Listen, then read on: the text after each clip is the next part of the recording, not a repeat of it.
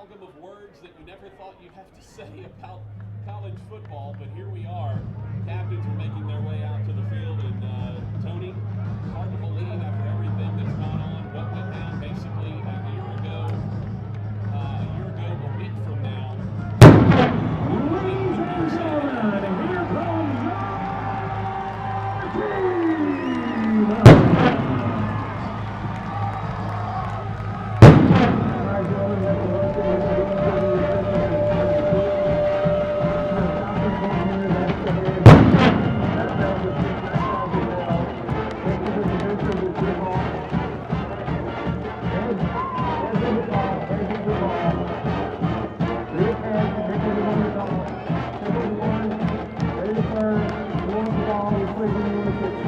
Starting lineup for the Northwestern State Demon offense. New starting QB will be Caleb Fletcher, 5'10", 200, the junior from Mesquite, Texas.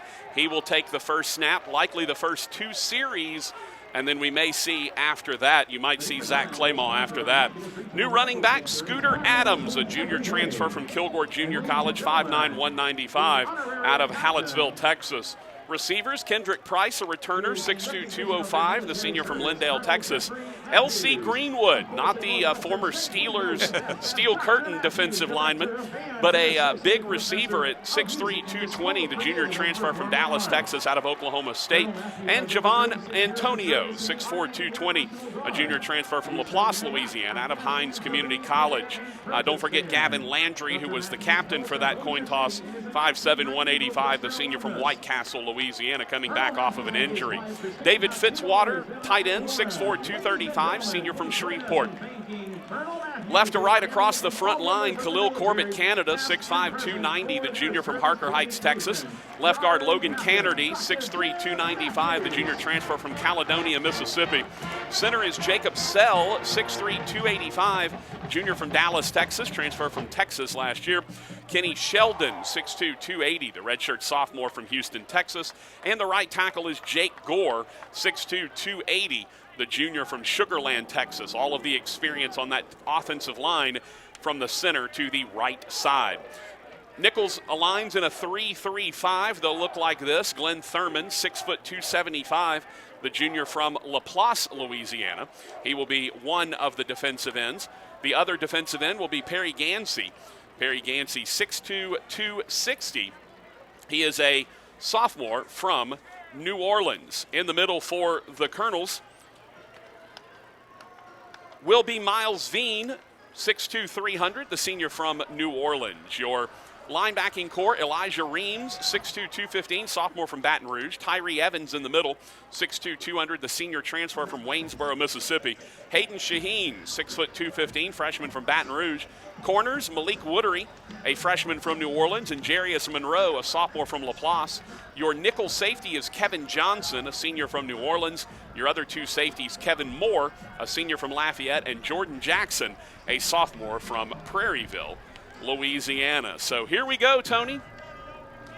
Patrick, normally for the season opener, I'm wearing shorts and a loosely fitting shirt, and soaked sweating. in sweat, Yeah. 100 degrees, 90% humidity. It is 60 degrees here at game time. We've got a brisk wind. Officially at 10 miles an hour, it feels a little more brisk than that.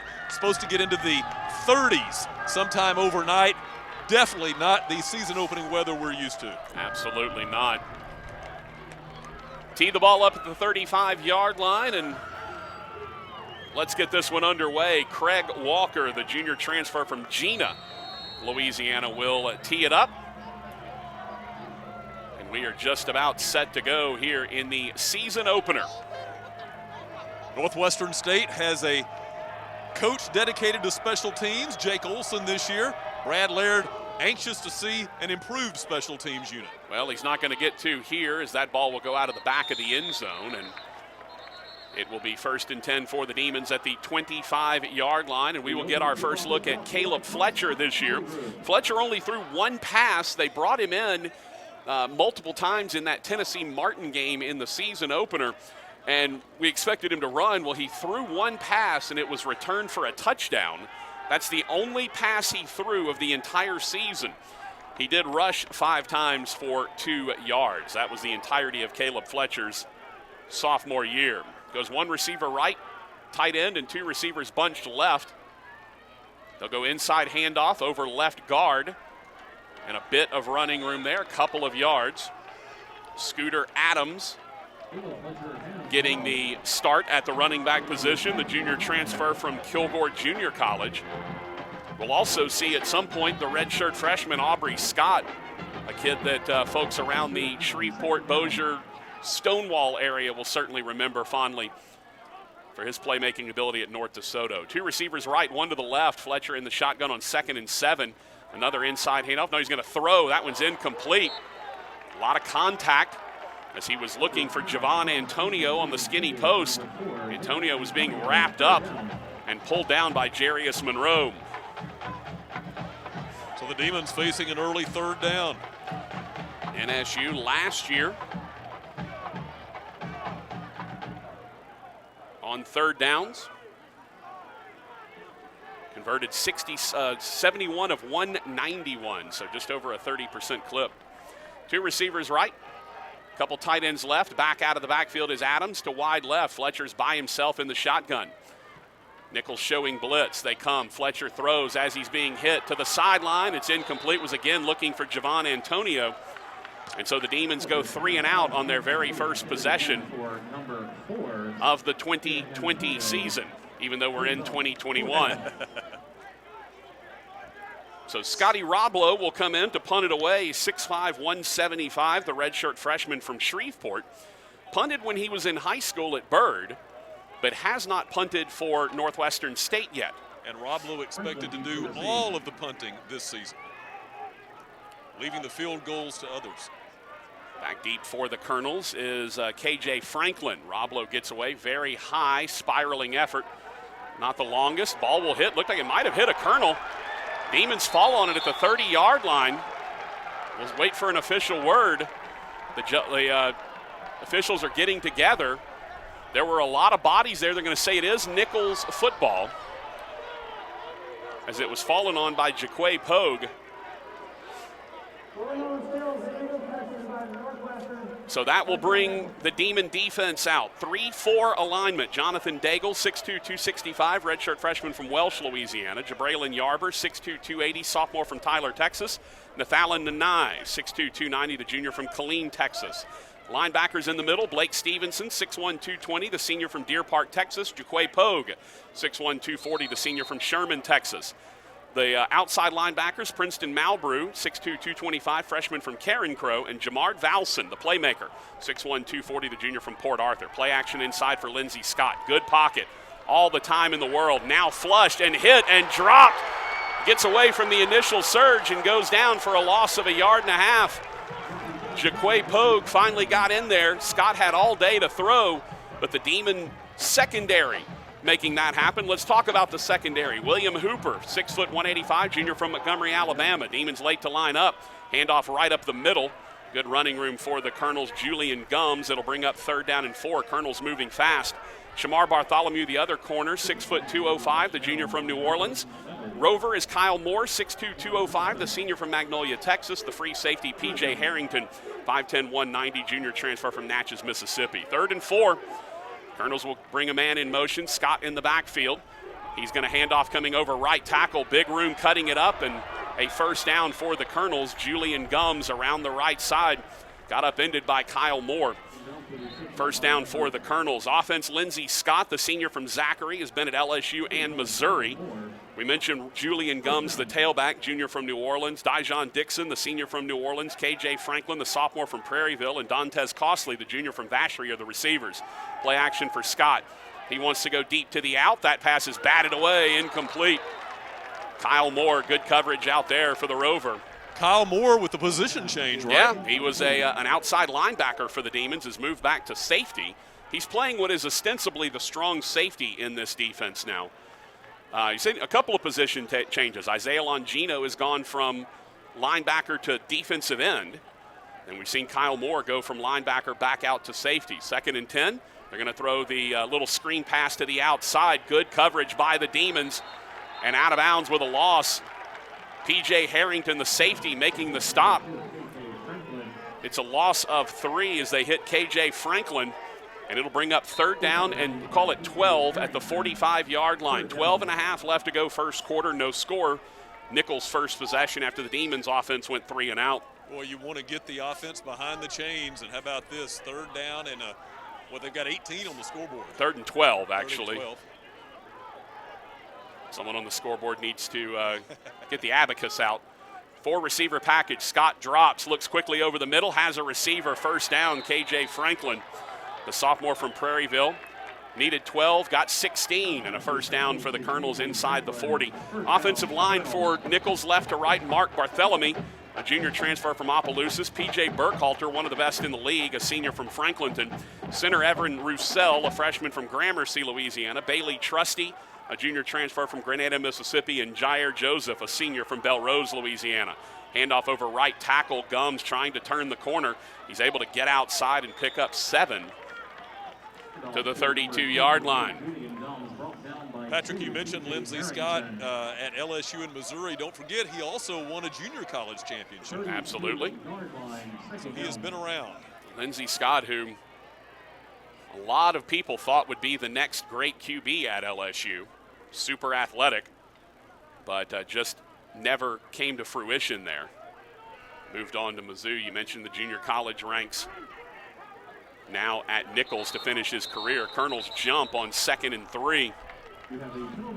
Be a false start. Your officiating crew for this matchup. Dan Lewis is our head referee. False start, 75, offense, 5-yard penalty, remain 2nd down. Mark Barthélemy picks up the infraction. Jim Losey's the umpire. Stephen Bentley's the head linesman. Glenn Branch is the line judge. Joe Conti the field judge. Andy Lebo the side judge. Brian Werfel is the back judge. And Jim Campbell is handling replays. So back to 2nd and 8 at the 37-yard line. Lindsey Scott's going to keep it this time, looking over left tackle, and he is absolutely smothered. Initial hit by Darius Whitfield right at the line of scrimmage.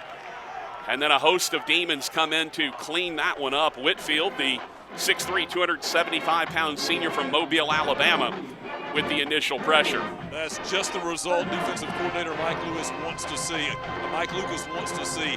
Lindsey Scott so dangerous with his feet. The defense surrounded him on that play. 3rd down and 8. Nicholls has already converted 2 third downs on this drive. They are 2 for 2. 3 receivers right, 1 to the left.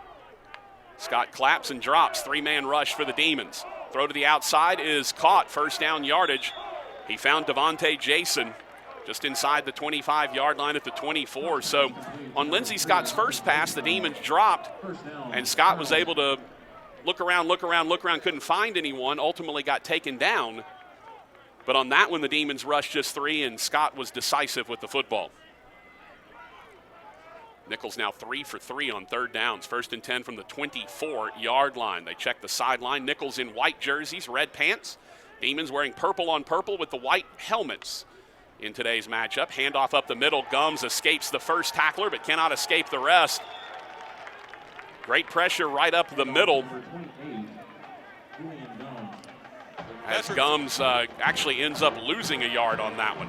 For what it's worth, it is a little difficult to see down on the field. We're right at that time of day of dusk where the lights are on, but they have not taken over yet. And there's no sunlight left, very little sunlight left, so it's a little difficult for everybody to see down on the field right now. That was Princeton Malbrew with the initial pressure on that play. Speed option coming right, pitch to the outside. Demons play it well.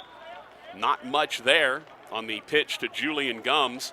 Ushered out of bounds by Kyle Moore and the corner William Hooper. So now another 3rd and long. The Colonels have already converted 2 3rd and longs on this drive. It is the first drive of the ball game for Nicholls offense. We now got 9 minutes left to go in the first quarter, and it's no score. Demons went 3 and out on their first possession. 3rd and 9 from the Demon 23. 2 receivers left, 1 to the right, tight end to the right as well. This will be a keeper for Lindsey Scott over the left side, and he will not have enough for the first down. They faked the end around, the speed sweep, and then kept him on the counter.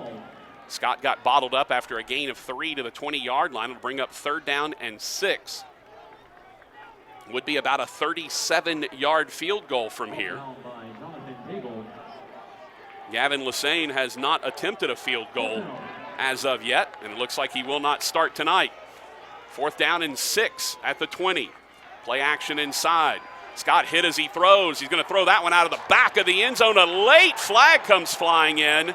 That ball ended up 8 yards out of the back of the end zone as Lindsey Scott was absolutely waylaid as he was. It can't be pass interference. The ball was nowhere near catchable. No, it's going to be pass interference. The side judge right in front of me. The reason that flag was late is because he went to pull it out of his pocket and it got stuck. Well, the problem is, Tony, it can't be pass interference if the pass isn't catchable. And that it could be a holding.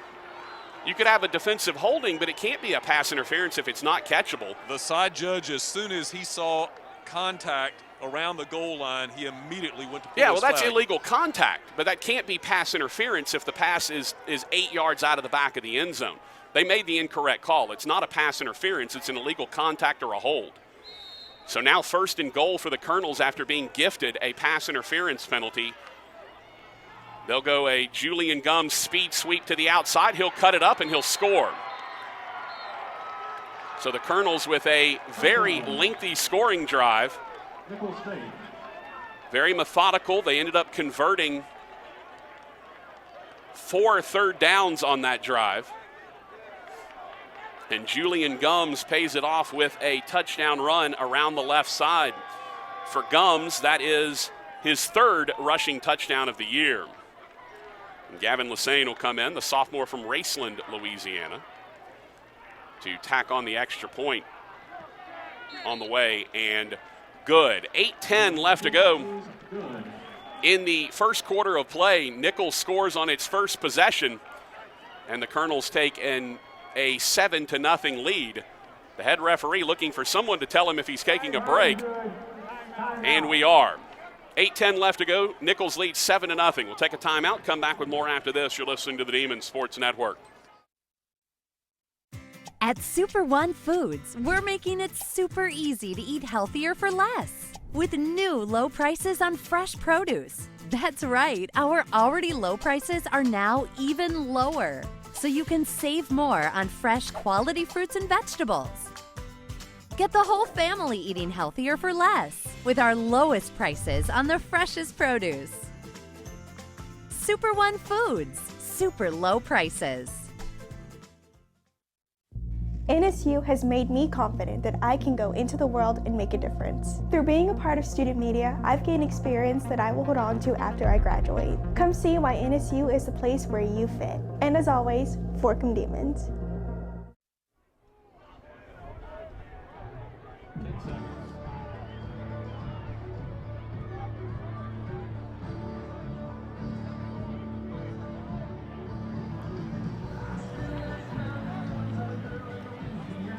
First drive for the Colonels in this one. Nicholls goes 13 plays, 66 yards, took 5:59 off the clock. Colonels end up with a Julian Gums 5-yard touchdown run, and Nicholls takes a 7-0 lead, gifted with a pass interference penalty on a ball that was thrown 8 yards out of the back of the end zone. And NSU will take back over its first possession. The Demons went 3 and out. And by the way, Brad Laird is still chewing on one of the officials on the near side about that pass interference penalty. It's the side judge who threw it. And Brad Laird is in his ear listening to him talk. You know, Tony, we mentioned how long it's been since everyone has played, but one of the things I don't know that people really understand is the COVID protocols that these players and coaches and administrative staff and everyone have to go through. The NCAA basically in the Southland Conference came out with their COVID protocols, and they are you must be tested 3 times a week, and you must be tested on the day of the game as well. So all of these players, all of these coaches, Tony, you being down on the field, you've had to be in what they call Tier 1, which is testing 3 times a week. The amount of work that the athletic training staff, Jason Drury and his crew, have done to just get these players on the field, honestly, it's been quite remarkable, Tony. It's stunning, Patrick. You know, you look at the Power 5 schools and the huge staffs that they have, the medical training staff, so on and so forth, with so much funds at their disposal to do pretty much whatever they need to do. That's one thing. But when you talk about schools at this level, the Southland Conference level, with the small staffs and with the limited funds, just the work, the manpower, the hours that these folks have put in to get us to this point, unbelievable. Kickoff, a little shorter. Donovan Duvernay will have a chance to return this from the 2-yard line up the right side. He'll get it across the 20 to the 23-yard line. So the Demons will start at the 22. Patrick, after that touchdown drive by the Colonels, Northwestern's defensive coordinator Mike Lucas holding his classroom as usual down on the field, he implored his safeties to challenge the Nicholls receivers. He said, it was 3rd and 10, and you guys were lined up 15 yards back. He wants these safeties to challenge those receivers. Caleb Fletcher back in for his second drive. Demons went 3 and out on their first possession. Fletcher 0 for 2 to start this ball game. Brings a man in motion to the left side. That's Kendrick Price. 3 receivers left. They'll throw the little screen. That one is caught. Javon Antonio will drag some tacklers forward and get good yardage. The junior transfer from Laplace out of Hines Community College gives the Demons a good start with the quick little hitch screen to the 29-yard line, a gain of 7, 2nd and 3. Brad Smiley expects to use a 6 or 7-man rotation at wide receiver. Demons get the play call in. 3 receivers to the right, 2 stacked in the slot. They'll go handoff. No, Fletcher will keep. He'll throw it. That'll be the first down of the year for the Northwestern State Demons. It went to LeVar Gums, 6'2", 205, the junior from New Orleans, Louisiana. Last year, 16 catches, 165 yards in 10 games. The Demons do not have one dominant receiver like we had Jazz Ferguson a couple of years ago, but they have a whole lot of very talented receivers. 3 by 1, 3 to the left, 1 to the right. 3 is the wide side of the field to the left. Fletcher looking right all the way, throws the little comeback. It is caught by Kendrick Price. Price getting good yardage, so Caleb Fletcher looking much sharper here on this drive, but Tony also throwing a lot more underneath here. He throws a really pretty ball, though. He's got a tight spiral. I was asking Brad Laird about Zach Claymont and how his pass is. I said, we haven't really seen him. We know Caleb Fletcher's got a good arm. He said Claymont has potentially the best arm of any kid I've ever seen at Northwestern. And Tony, he was talking about himself as well. 2nd and 2 for the Demons after the 8-yard pitch and catch to Price. 2 receivers right, 1 to the left. Play action inside. Fletcher backpedaling. Now rolling to his right. He's just going to throw that one away. Gonna bring up 3rd down and 2. Tyree Evans brought the pressure for the Colonels. 6:33 left to go first quarter. It's 7-0 in favor of Nicholls. Colonels went on a lengthy drive. Nearly 6 minutes off the clock, 13 plays, 56 yards. Now the Demons trying to convert their first 3rd down. 2 receivers left, 1 to the right. Fletcher in the shotgun. Inside handoff. 1st down and a little bit more. Breaking tackles into the clear. Scooter Adams on his horse and gone! Touchdown, Demons!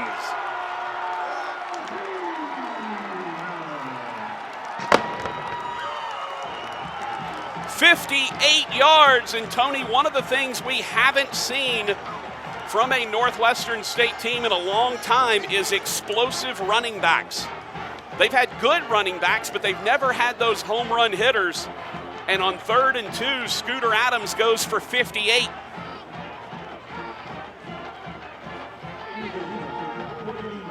Eddie Godina in to add the extra point. His first as a Demon is up and good. And Tony, that is the first touchdown allowed by the Nicholls Colonels this year. With 6:24 left to go in the first quarter, Northwestern State has tied this one up at 7 apiece with an explosive run from Scooter Adams. We'll take a timeout, come back with more after this. You're listening to the Demon Sports Network.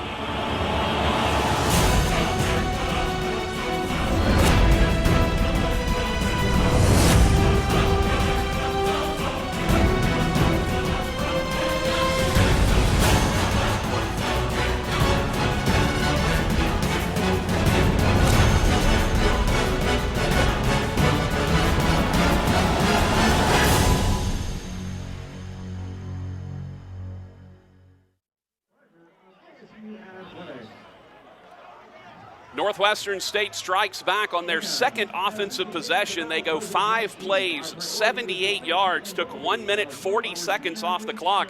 It was Scooter Adams on 3rd and 2 from 58 yards right up the middle, and Northwestern State has evened this up at 7 apiece. Tony, I have a quick quiz for you. Okay. I do not expect you to know the answer, just Neither so you know. I. Exactly. Do you know the longest rush last year for the Demons? I bet it wasn't over 25 yards. 40 yards. Oh, well. One run for 40 yards for Stafford Anderson. No one else had a run longer than 20.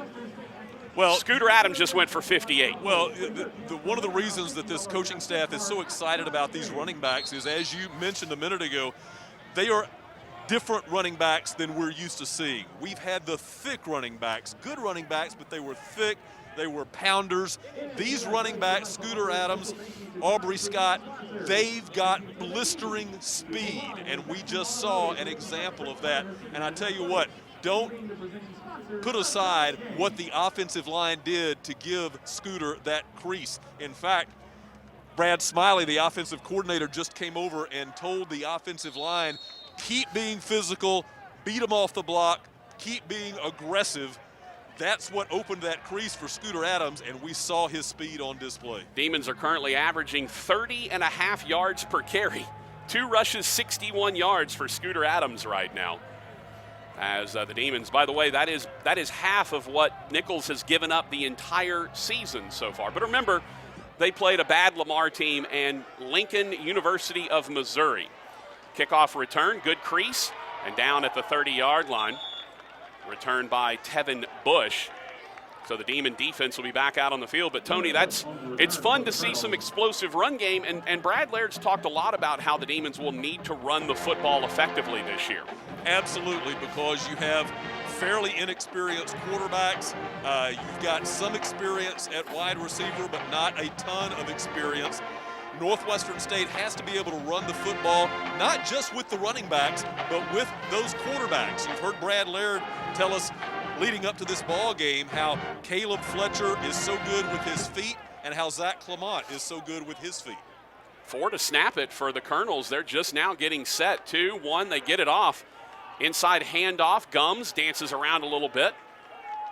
Finally goes down, taken down by Keenan Leachman, a sophomore from Baton Rouge. It's funny, Tony, some of these kids that you see on the field on the depth chart, when they don't stat, you don't call their name. Keenan Leachman played all 12 games last year. Mostly special teams, never got a stat. Yeah. And now he's your backup strong safety, your backup rover. Colonels will trade 2 tight ends from the right side to the left side, and now a timeout. Nicholls going a little bit slower here, looking at a 2nd and 6, and they take the timeout. And we will take it as well. 5:44 left to go in the first quarter. We're tied at 7 after the Demons with the explosive run. We'll take a timeout, come back with more after this. You're listening to the Demons Sports Network.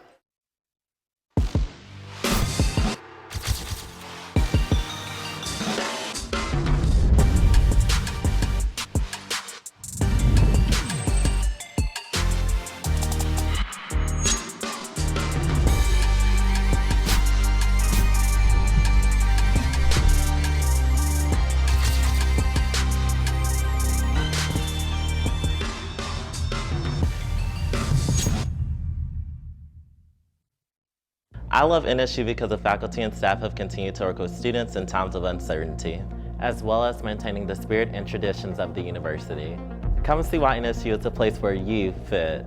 And as always, fork 'em Demons.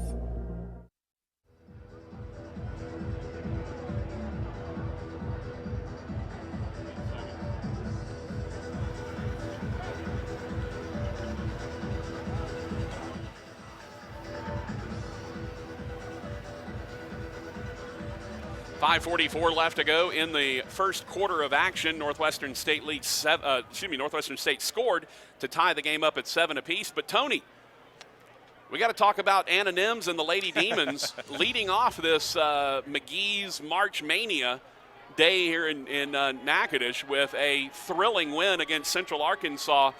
First win of the year for that crew who has dealt with so much with COVID and injuries and whatnot. It was a lot of fun to see.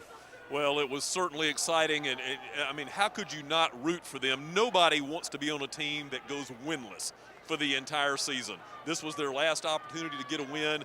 It was a close game throughout. They were behind, then they got ahead, behind and got ahead.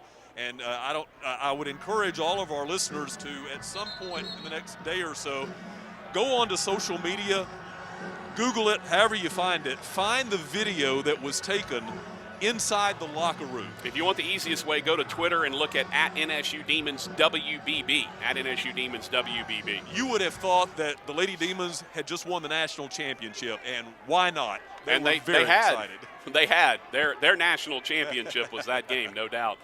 2nd and 6 for the Colonels as we get back into action. 2 receivers to the left. Tight ends move from the left to the right side. Lindsey Scott remains in at quarterback, calls for the football. Inside handoff over right guard. A little bit there before Julian Gums is taken down. Patrick, we've only had 1 penalty, haven't we? I believe that is correct. Coming in to make the stop on that one was Rashad Powell. 6'3", 240, the junior from Houston, Texas, out of George Bush High School. So 3rd down and 3 for the Colonels. Nicholls is 3 for 4 on 3rd down conversions. They converted 1 4th down on that first drive. Scott drops. Late pressure, throws the crosser. It's wide open. 1st down yardage and into Demon territory goes Lee Negrado. The backup tight end takes it to the 48-yard line. That'll be a 14-yard pitch and catch. 1st down, Colonels. And right now the Demon secondary is not having a lot of fun with Lindsey Scott. Scott is 4 for 5 for 41 yards in the first quarter so far. 2 receivers right, 1 to the left, tight end in an up position to the right. Inside handoff, Gums cuts it back, huge hole right up the middle. Finally, Jamard Valson will take him down at the 32-yard line, a pickup of 16. As Gums cut it back over right tackle, Nicholls wants to move quickly here. Now they'll back up the Colonels, so they'll have to move a little bit slower. 1st and 10 from the 32. Inside handoff, Gums over left tackle this time. He'll cut it up and get good yardage before Jaquay Pogue makes the stop at the 26-yard line, gain of 6. Pogue last year, 109 tackles on the season. That was obviously most for the Demons. Jaquay Pogue, one of 2 Demons, earning all Southland Conference preseason honors, along with Shamir Bartholomew. Haven't called Shamar's name as of yet. 2nd and 4, play action inside. Scott plenty of time, now is going to escape and roll out to his right. Still looking, cuts it up, hit and dragged down. He's got a 1st down at the 21-yard line. Pogue, along with Isaiah Longino, will take down Lindsey Scott. Scott will pop back up. Not a big kid, Lindsey Scott, but Tony, surprisingly thick. He's only 5'11", but he rolls 220.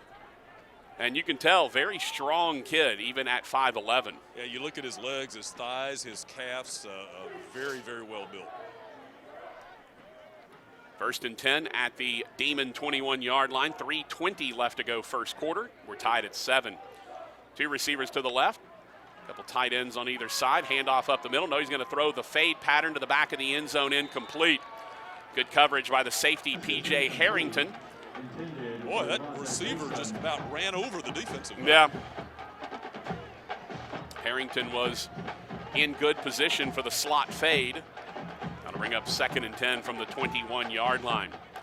Demons will play 6 games this season. It was supposed to be Lamar a couple of weeks ago, then a bye, and then Nicholls, and it was going to go a little bit easier. Demons were going to have a bye at the end of March as well, but because the Lamar game got postponed, it's 6 games in 6 weeks for NSU.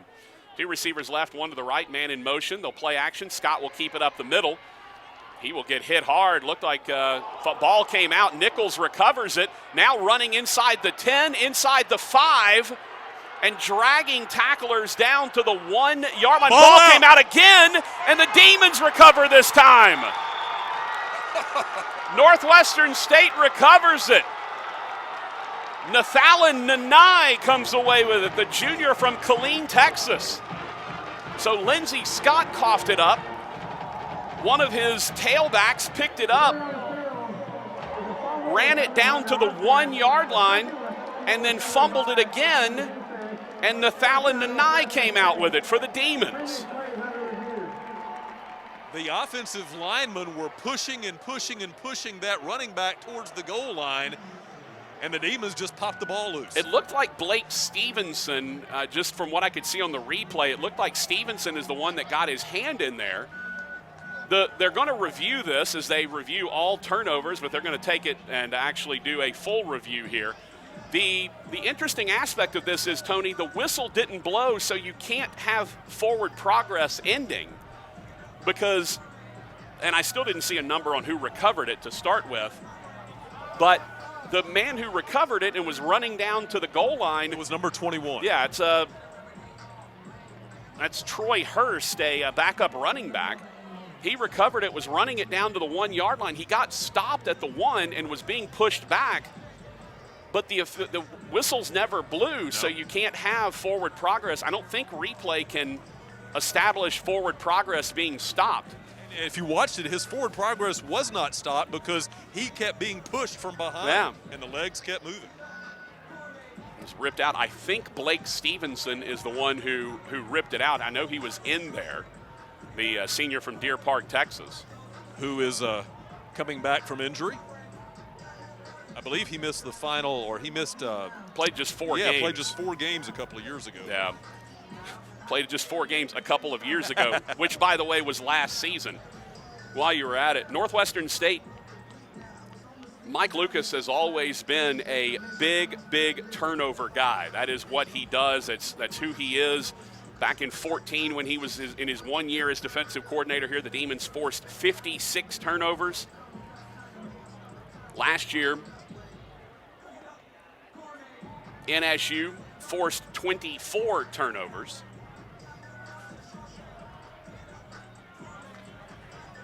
Brad Laird is all the way down at the 20-yard line. The Dan Lewis, our referee, is on the headsets upstairs. He's standing at about the 8-yard line. Coach Laird is about as close as he can get to Dan Lewis on the headsets. By the way, Jim Campbell is your replay official, trying to determine if this will be Nicholls' ball at the 1 after Lindsey Scott fumbled, and it was recovered by Troy Hurst and rumbled down. Here we go. Here's the call. After review, it was determined that there was a targeting foul, Northwestern number 2, on the quarterback at the 15-yard line. That penalty would be enforced half the distance to the goal. It would be first down, Nicholls. Number 2 is disqualified from the game. Wow. A targeting penalty called on P.J. Harrington back where the fumble occurred at the 15-yard line. And P.J. Harrington, the junior transfer from Natchez, Mississippi, has been ejected from this game. Holy smokes. Well, we thought they were looking at the fumble and did it come out at the 1. It turns out apparently they were looking at a potential targeting back at the 15 where Lindsey Scott initially coughed the ball up. So P.J. Harrington gets called for the targeting penalty, and he has been ejected. Now, the good news is the rule is now he doesn't have to go to the locker room. He can stay on the sidelines with his team. He just obviously cannot participate anymore. But Harrington, in his first game as a Northwestern State Demon, and now Jaquay Pogue is heading to the locker room. And that's not good news for the Demons. Unless they said it was targeting on number 10 and not number 2. I distinctly heard him say number 2. Jaquay Pogue heading to the locker room, and that is certainly not a good thing for Northwestern State, who's now lost their best linebacker, their top linebacker, along with their free safety. And oh, by the way, it's first and goal for Well, Nicholls. Here's the interesting thing, Tony. P.J. Harrington's in the game. I think NSU thought Jaquay Pogue maybe got called for the targeting, or Pogue has a completely unrelated issue that he's got to go to the locker room for. Now P.J. Harrington is coming off the field and being replaced by Kevin Davis, a freshman from Freeport, Texas. Brad Laird just tossed his headsets. He just threw the headset to the sideline. Well, Harrington went back into the ball game, I guess not understanding that he had been ejected for a targeting violation. And now Nicholls will have it 1st and goal at the 7. They have been the beneficiary of some calls in this first quarter. Inside handoffs, Gums just slips and falls after a gain of a yard. Coach Laird was just told Harrington that he has been ejected from the ball game. Harrington didn't realize that he was lined up on the field. Yeah, he was out in the back judge had to go tell him he needed to leave the field. 2nd and goal from the 6. Receivers to either side, tight ends to either side. Play action. They're going to throw the fade Bartholomew's way. That ball is caught for the touchdown. Dejon Dixon. That's good on good right there. That's Dixon, who is the best receiver for the Colonels against the best DB for the Demons, Shamar Bartholomew, and Dejon Dixon wins the battle on that one. And the Colonels score. Nicholls has gotten a lot of help from the officials so far. A very mysterious pass interference penalty on 4th down where Lindsey Scott threw it 8 yards out of the back of the end zone. Patrick, I've got an update on Jaquay Pogue. All right. I just spoke with Jason Drury, the head athletic trainer. Jaquay just needs a little brief medical attention. He'll be back in no time. All right. So Gavin Lassane in to add the extra point. Low snap. And a nice shot getting it down. And Nicholls is 2 for 2. They've scored on both of their first quarter possessions. 2:17 left to go in the first quarter of action. Northwestern State trails 14-7. We'll take a timeout. Come back with more after this on the Demon Sports Network.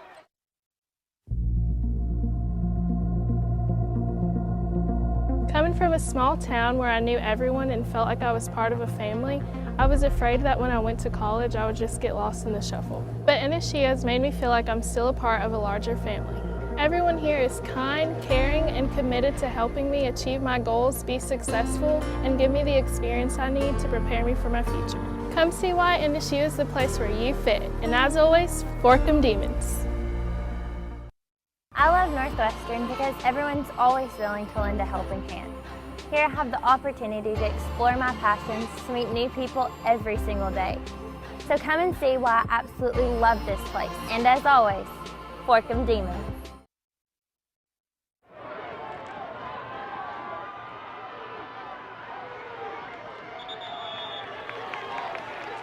Five.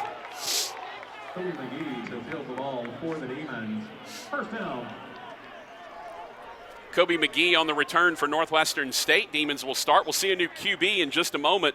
Nicholls drive, 9 plays, 69 yards, took 4:01 off the clock.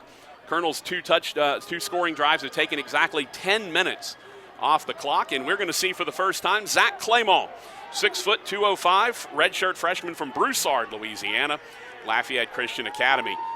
Claymont and Caleb Fletcher had a pitched battle in the fall and then into the spring for that starting QB job. Fletcher was going to play the first 2 possessions, and then Claymont would come in on the 3rd. Aubrey Scott getting his first carry for the Demons, 5'11", 185, the redshirt freshman from Stonewall, Louisiana. Gets a couple around the left end. It'll bring up 2nd and 8. Claymont, who Brad Laird said has arguably the best arm of any quarterback he's ever seen at Northwestern State. Play action, little roll to the right, flips it underneath. Pass is caught by his tight end, Jacob Logan. Logan will take it to the 33-yard line. It'll bring up 3rd down and 2. Logan, a senior transfer from McNeese. He's really pushed David Fitzwater as well. It's done good for Fitzwater to have some competition, and the McNeese transfer has actually taught Fitzwater some things. Really improved his game as well. 3rd and a little more than a yard from just shy of the 34-yard line. Claymont will keep around the left side. He's going to cut it up. He's going to have the first down before he's taken down across the 40. Nifty move in the backfield by Zach Claymont to get away from an initial tackler and pick up the first down at the 41-yard line.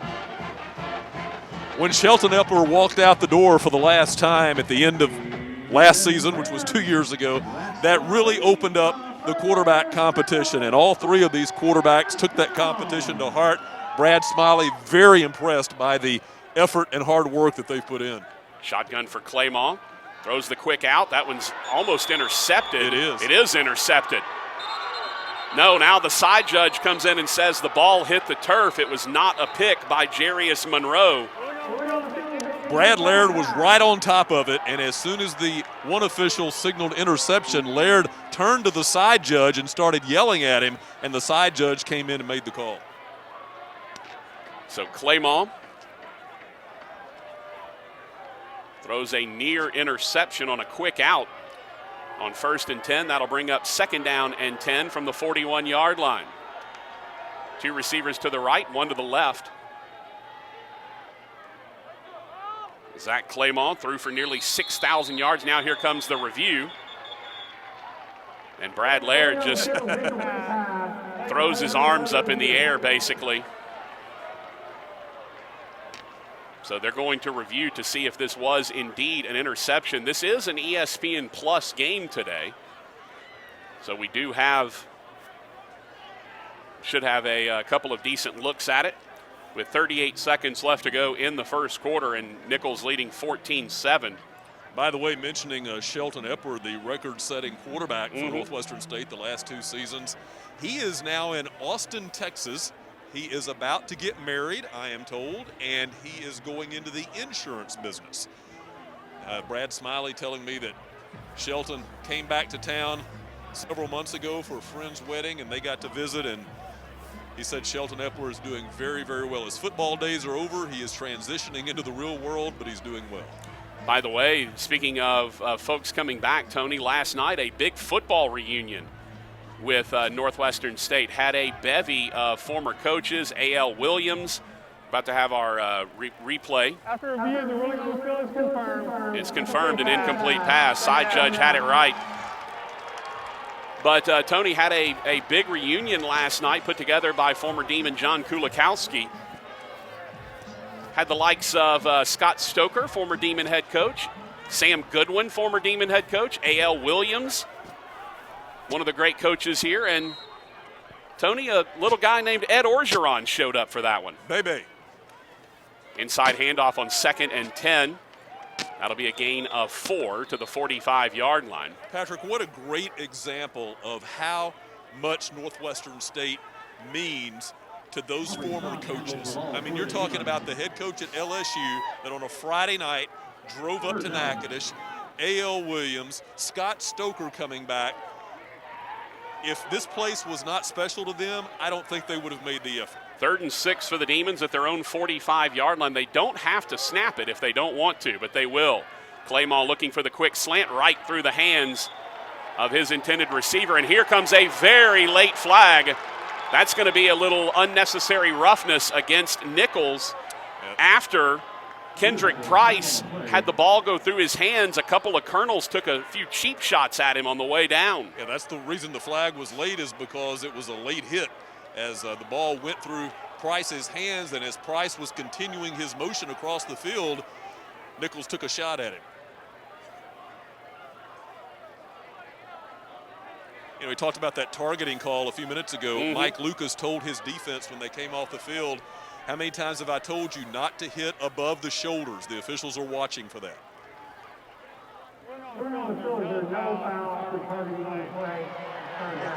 Wow, so they pick up the flag.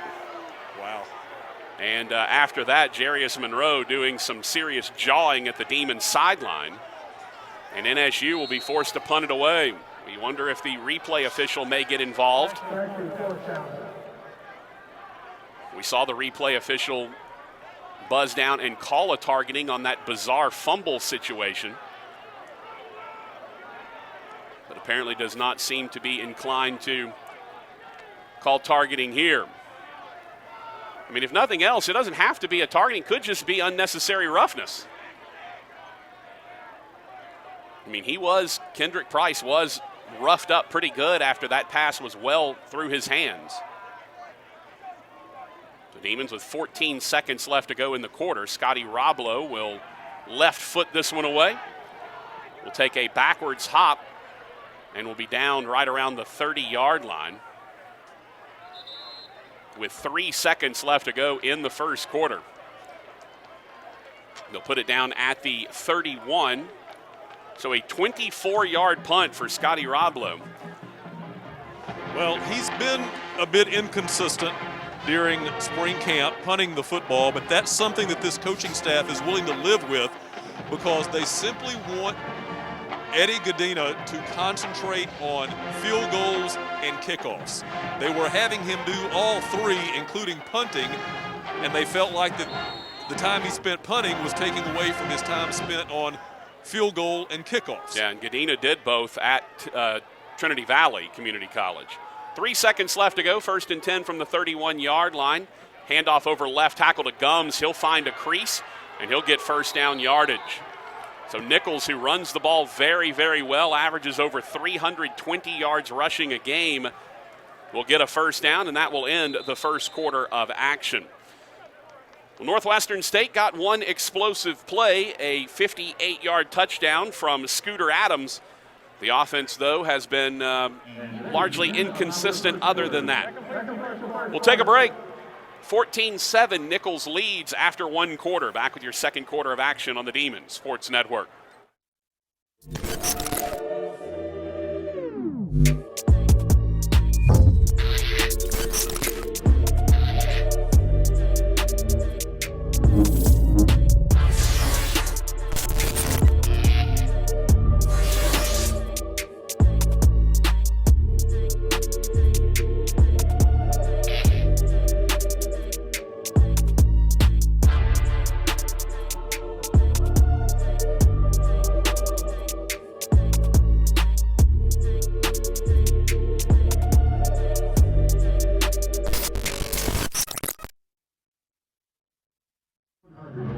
Players of all time in 2007 and inducted into the N Club Hall of Fame in 2010. Your Exchange Bank Demon Great of the Game, Warren Griffith.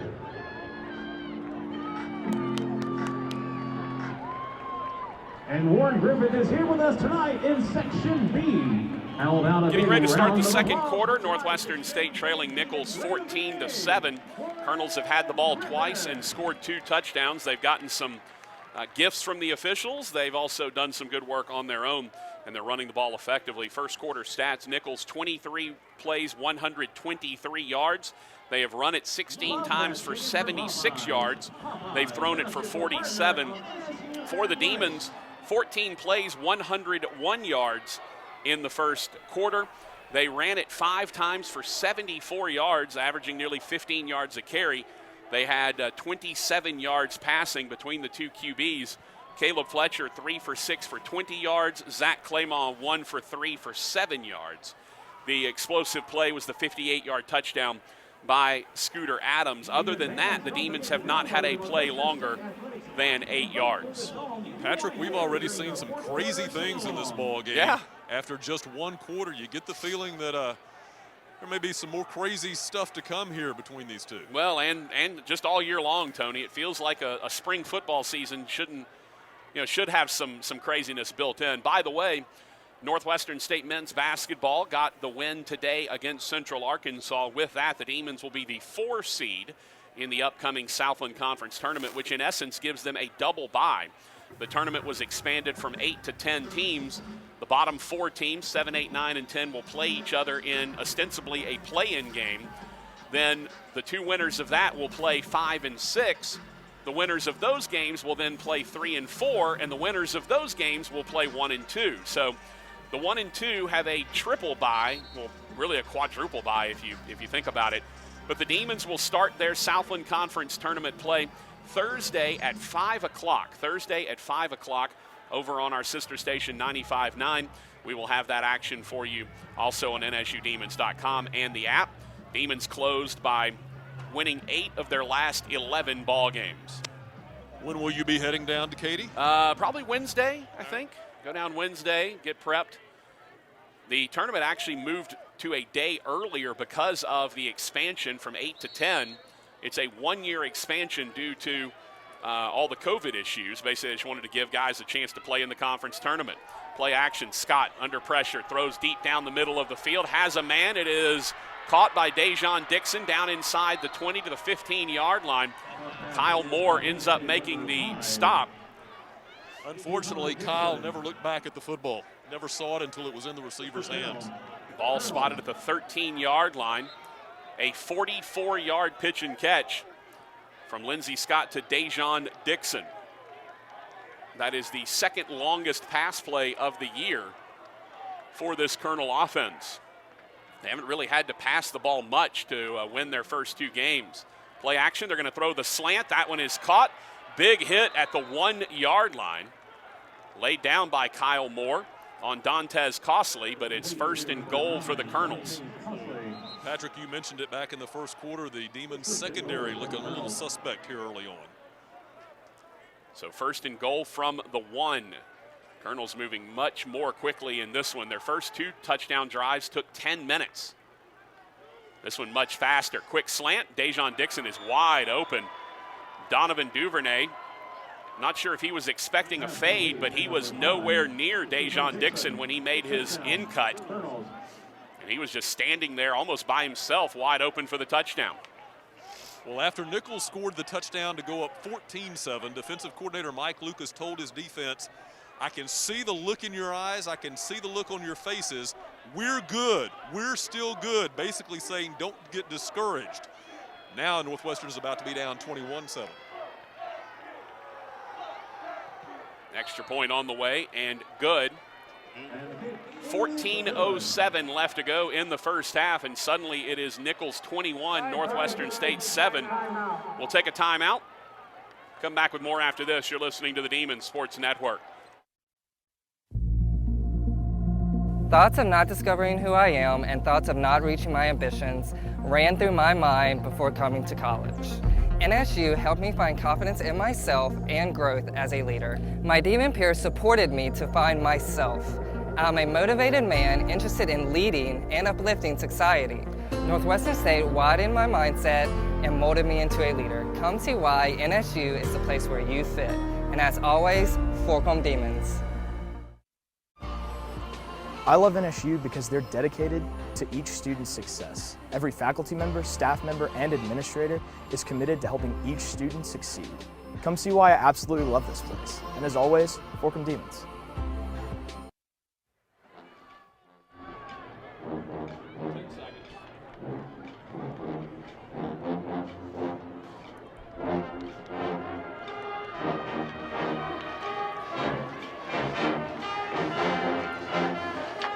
.07 left to go in the first half. Nicholls finally strikes quickly. The Colonels 4 plays, 69 yards. It took 56 seconds. Contrast that with their last touchdown drive of 69 yards that took 9 plays and 4 minutes and 1 second. Colonels getting a 44-yard strike to Dejon Dixon before he collects a 1-yard touchdown, his second touchdown reception of the ball game. Dejon Dixon now 3 catches, 51 yards, and 2 touchdowns. Lindsey Scott has now gone over 104 yards passing. And Tony, I think this is where you see the real difference between a team that's played 2 games and a team that hasn't played at all, and that is the timing of the passing game. That's a really good point on those last 2 plays, the long pass that got Nicholls down to the 1 and then the touchdown pass. Smooth is the best word I can find to describe both of those plays. Lindsey Scott has been on target with his passes. Even though the first 2 opponents were inferior opponents, they were still in game action. You know, he still had to face a rush, so on and so forth. And that's something that you just can't help if you're Northwestern. You haven't played a game. And that's where you would expect Nicholls to have an advantage. The man who got beat on that touchdown, Donovan Duvernay, the senior transfer from the University of Texas, is back deep to receive this kickoff. He'll take it right at the goal line. Right side numbers, wants to go around the left side, finds a bit of a crease, cuts it up, still on his feet, spins around across the 35 and up near the 40-yard line. Breaking all kinds of tackles. Good response from Donovan Duvernay. After he got beat for the touchdown, by Dejon Dixon. So the Demons will take over near the 40-yard line. Obviously need a response here. The question is, will we see Zach Claymont again, or will we see Caleb Fletcher? And we will see Claymont again. Brad Laird told me before the game it'll be 2 series for Fletcher and then Claymont's in. And I said, well, what if Fletcher goes 5 for 5 for 70 yards and 2 TDs? He goes, still going to be 2 possessions and in for Claymont. I said, you sure about that? He goes, nope. Play action. Claymont throws to the sideline and over the head of his intended receiver. Demons were looking for a hold of some description. Brad Laird is incensed on the sideline that Javon Antonio was held as he went up the right sideline. We don't usually see this much animation from Brad Laird, especially this early in the ball game, but he's been very animated from the get-go. Brad Laird in his 3rd season at the helm of his alma mater, 8-15. Last year, a 3-9 campaign, though the Demons did win 2 of their last 3. 2nd and 10 from the 39. Claymont looking left, throws out of the backfield to Aubrey Scott. He's hit and dropped immediately. Tackle made on the play by Tony. You'll love this name, Tony. What's that? Pig Cage. Pig Cage. Pig Cage, as in a place you would store your upcoming bacon. Pig Cage, the freshman from Kenner. Or your pet pig. Or your pet pig, who may also be bacon. Claymont dances around in the pocket, steps up under pressure, spins, and he'll be dropped right at the line of scrimmage. And the Demons will go 3 and out. That is not what the Demon offense needed to do. Now down 21-7 early in the 2nd quarter. Yeah, they really needed to put a sustained drive together. Now you're going to give the ball back to Nicholls, which will probably end up with fairly good field position. And already with a 2-touchdown lead. So Scotty Roblo, whose 2 punts have averaged 31 yards so far, will stand right at his own 25-yard line to punt this one away. Little roll to his left and gets it away. That his best effort. Wow. Very high, very long, spinning like a top. Then we'll take a forward hop inside the 15 and down to the 12-yard line. So a 48-yard punt for Scotty Roblo, and we've got another timeout. 12:29, TV getting them in. 12:29 left to go in the first half. It's Colonel's 21-7. They'll start with their worst field position when we return on the Demon Sports Network.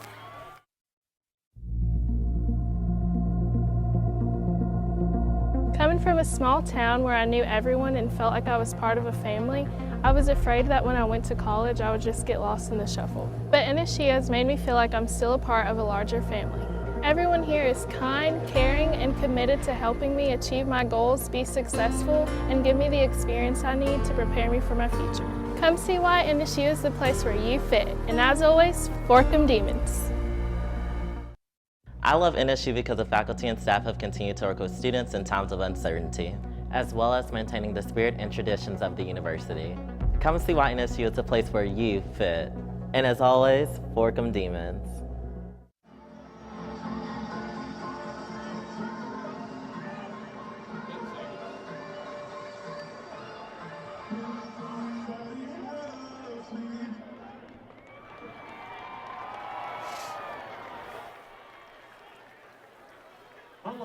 $12:29 left to go in the first half. Northwestern State trailing 21-7. By the way, tomorrow is Bark at the Park.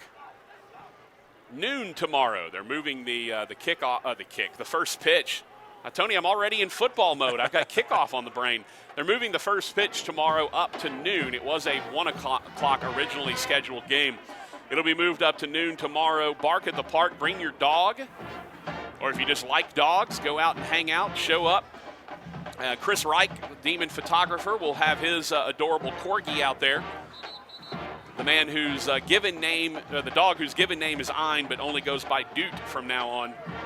But you'll see all kind of dogs out there. Bark at the Parks. Should be a pretty day. Every Sunday during the season, absolutely. Right?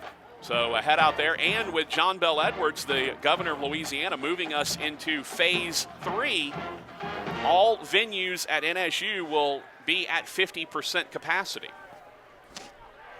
By the way, Jaquay Pogue just came out of the locker room, passed me by. I asked him if he was all good. He said yes. 1st and 10 at the 12. Inside handoff, good pressure and to start, but a tackle missed inside. That'll end up being a nice gain for Julian Gums. Initially, Keyshawn Jackson had him dead to rights in the backfield and just couldn't hang on.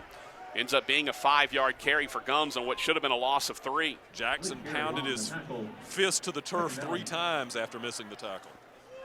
6'2", 290, the sophomore transfer from Opelousas out of Trinity Valley Community College. Play action, Lindsey Scott keeps back over the right side, cuts it up, he's got the first down at the 26-yard line. So Nicholls just grinding the Demons down. They've shown the ability with the big passing game downfield.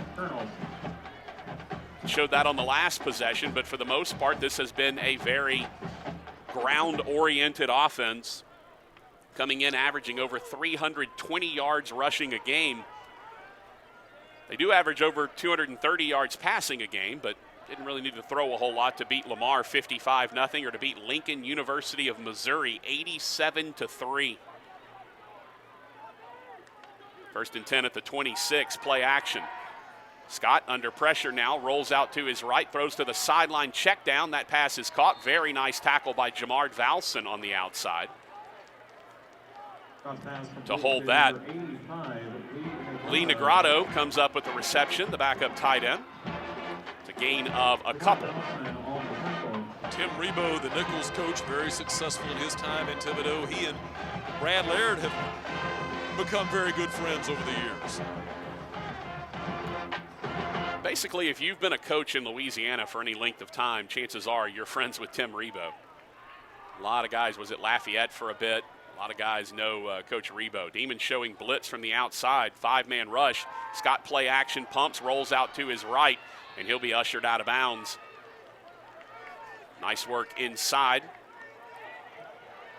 Demons not giving up the slant, and then ultimately Kyle Moore was able to take Lindsey Scott out of bounds. It's a gain of a yard. It'll bring up 3rd down and 7 for the Colonels at their own 29. And Tony, I don't need to tell you, this is a big opportunity for the Demons to get off the field.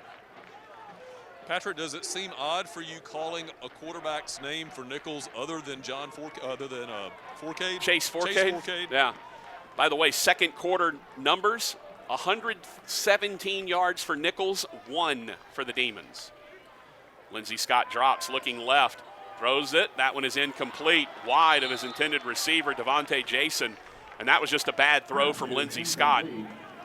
Demons gave Jason plenty of room. The throw sailed to his wide to his left, and he couldn't quite go back and get it. But yes, to answer your question, Tony, yes, it is weird to not say Chase Forcade's name. Was talking with Brad Smiley, the Demons offensive coordinator. He said it sure was nice to turn on the game tape and not see, and he called about 6 different guys for Nicholls that are no longer there that were very good. First punt for Craig Walker, very high, and will issue Donovan Duvernay, take him out of bounds around the 25-yard line. 9:45 left to go in the first half. Northwestern State trailing 21-7. Looks like Caleb Fletcher will be back in at quarterback. Both have played a couple of series now. Fletcher 3 for 6 for 20 yards. Claymont 2 for 5 for 8 yards. Neither one lighting the world up in the passing game. Yeah, Brad Smiley told me that he planned on taking a lot of shots tonight downfield.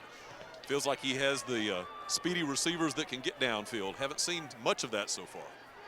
Blitz from the right side, handoff up the middle, and not much there. A gain of maybe 2. Demons are playing this game without a couple of reserve offensive linemen, as Scooter Adams took that for 2. Demons will be without Elijah Ulafale-Hentz. Also without Cooper Smith. A couple of backup O-linemen. Fletcher hands off over the left side. That's Scooter Adams again. He'll roll across for 3. Bring up 3rd down and 5 as the clock gets set to move under 9 minutes left to go. The Demons have a running back on their roster that Brad Laird told us had he not suffered an ankle injury, he would have probably been the starter at running back. But an ankle injury is going to keep him out for the entire spring season. Demons so far are just 2 for 5 on third downs. They'll face 3rd and 5 at their own 31, 9 to snap it. Now late lining up, 2 receivers to the right, 1 tight left, 3 to snap it. Fletcher with 2, with 1, and a timeout taken by Northwestern State. Fletcher was getting the ball off. He said he didn't like the timeout call, but nevertheless, we will take it as well. 8:31 left to go in the first half of play. It is 21-7 Nicholls, a big 3rd and 5 for the Demons. When we return, you're listening to the Demons Sports Network. Northwestern State University offers you the flexibility to take classes and complete coursework on your own schedule, with support from a network of caring faculty, staff, and fellow students. NSU is now offering a flat-rate tuition exclusively for online learners. Northwestern State University is nationally recognized for quality, affordability, and student support. To explore our online degree programs and register for classes, visit nsula.edu/ENSU.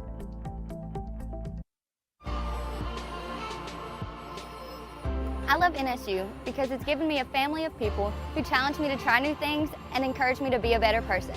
Come see why I absolutely love this place. And as always, Forcum Demons. The Northwestern State Athletics app to enter the Shop a Lot Shuffle for your chance to win a $50 gas gift card at today's game. You will also still have time to vote for the song you want to hear during the 4th quarter sing-along.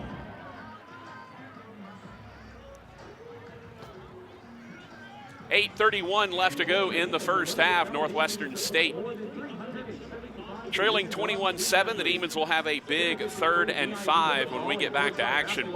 Tony, it's amazing to think that today Northwestern State had these teams in action, some on the road, some at home. Volleyball, tennis, soccer, softball, women's basketball, men's basketball, football, and baseball. Yeah, Jason Pugh, the sports information director here at Northwestern, told me earlier today that he thought that this was the busiest single day of athletic competition in the spring in the history of Northwestern. I mean, it feels like it might be of any time, really, Tony.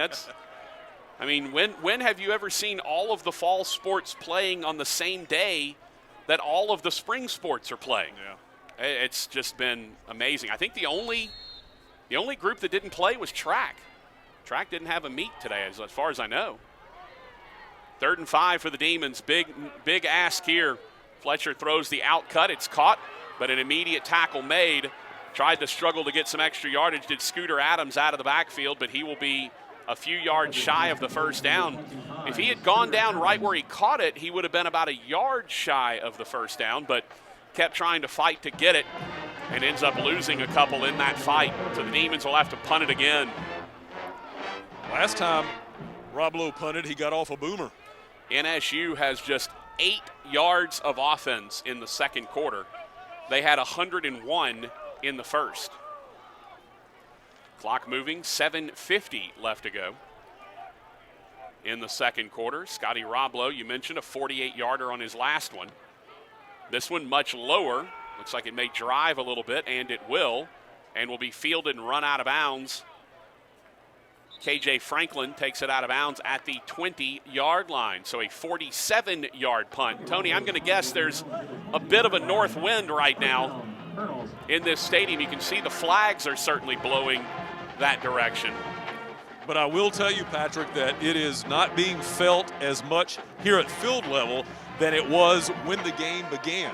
But as you look at the flags, they are stiff and they are blowing from the north. The Demons finally got the Colonels to punt on their last possession. Now the Colonels will take back over at their own 20. They started the last possession inside their own 15. 2 receivers to the right, 1 to the left. Been operating with a couple of tight ends. Receiver across the formation in motion. Inside handoff, and Gums will pick his way for a couple. Nice interior work by Northwestern State. That was Malik Williams, the freshman from Gilmer, who came up to make the stop. If I remember correctly, it seems like Gums ran us pretty good the last time these two teams met. Seems like I remember you calling his name quite a bit.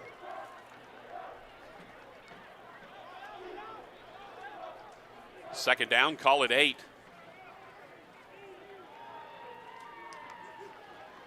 Another inside handoff. Again, Gums just sort of picking his way through. By the time he's got the 25-yard line for a gain of 3. Well, Tony, it's funny you should ask that. I just happened to have the box score from I was trying to lead you that way. Julian Gums had 82 yards rushing in that one. Excuse me, 62 yards rushing. Kendall Bussey had 102, and Chase Forcade had 135. Yeah, he was pretty good. Yeah, he was just a winner. Well, another third down here, 3rd and 5, and the Colonels are going to be forced to take a timeout. I believe that will be their second timeout. Double check to make sure if we're in a media or not. Timeout, Nicholls State. Their second and a half. It'll be a 30-second timeout. The Red Hat did not tell us it would be a full time. Now he says it's a full timeout, so we'll take the full break. A little bit of a late signal from one of those late flags, Tony, from the TV truck. 6:23 left to go in the first half. Nicholls leads 21-7. 3rd and 5 for the Colonels when we return on the Demon Sports Network. For the oldest permanent site of higher education in Louisiana.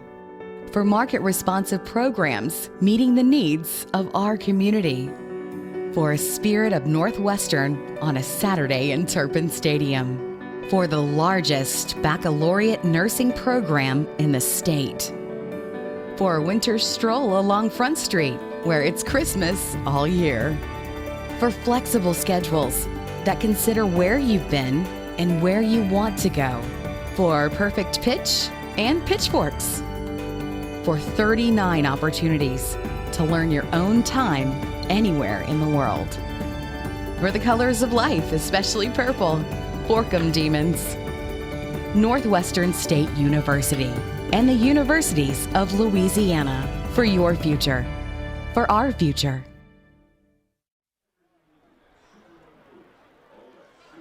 .6:23 left to go in the first half. Northwestern State trailing 21-7. Big 3rd and 5 for the Colonels upcoming. Tony, got yourself a pretty high-powered guest to start off the year for your halftime guests. How about this? None other than the former president of Northwestern State University, now the head of the University of Louisiana system, Dr. Jim Henderson, the good doctor, is back here at his alma mater watching tonight's ball game. He has been kind enough to agree to join us at halftime. Hashtag cool prez, as always, for Dr. Jim Henderson, who, by the way, he gets to be pretty busy this fall, Tony. He's going to be dancing around all over the state with Grambling and Southern and Nicholls, McNeese, us.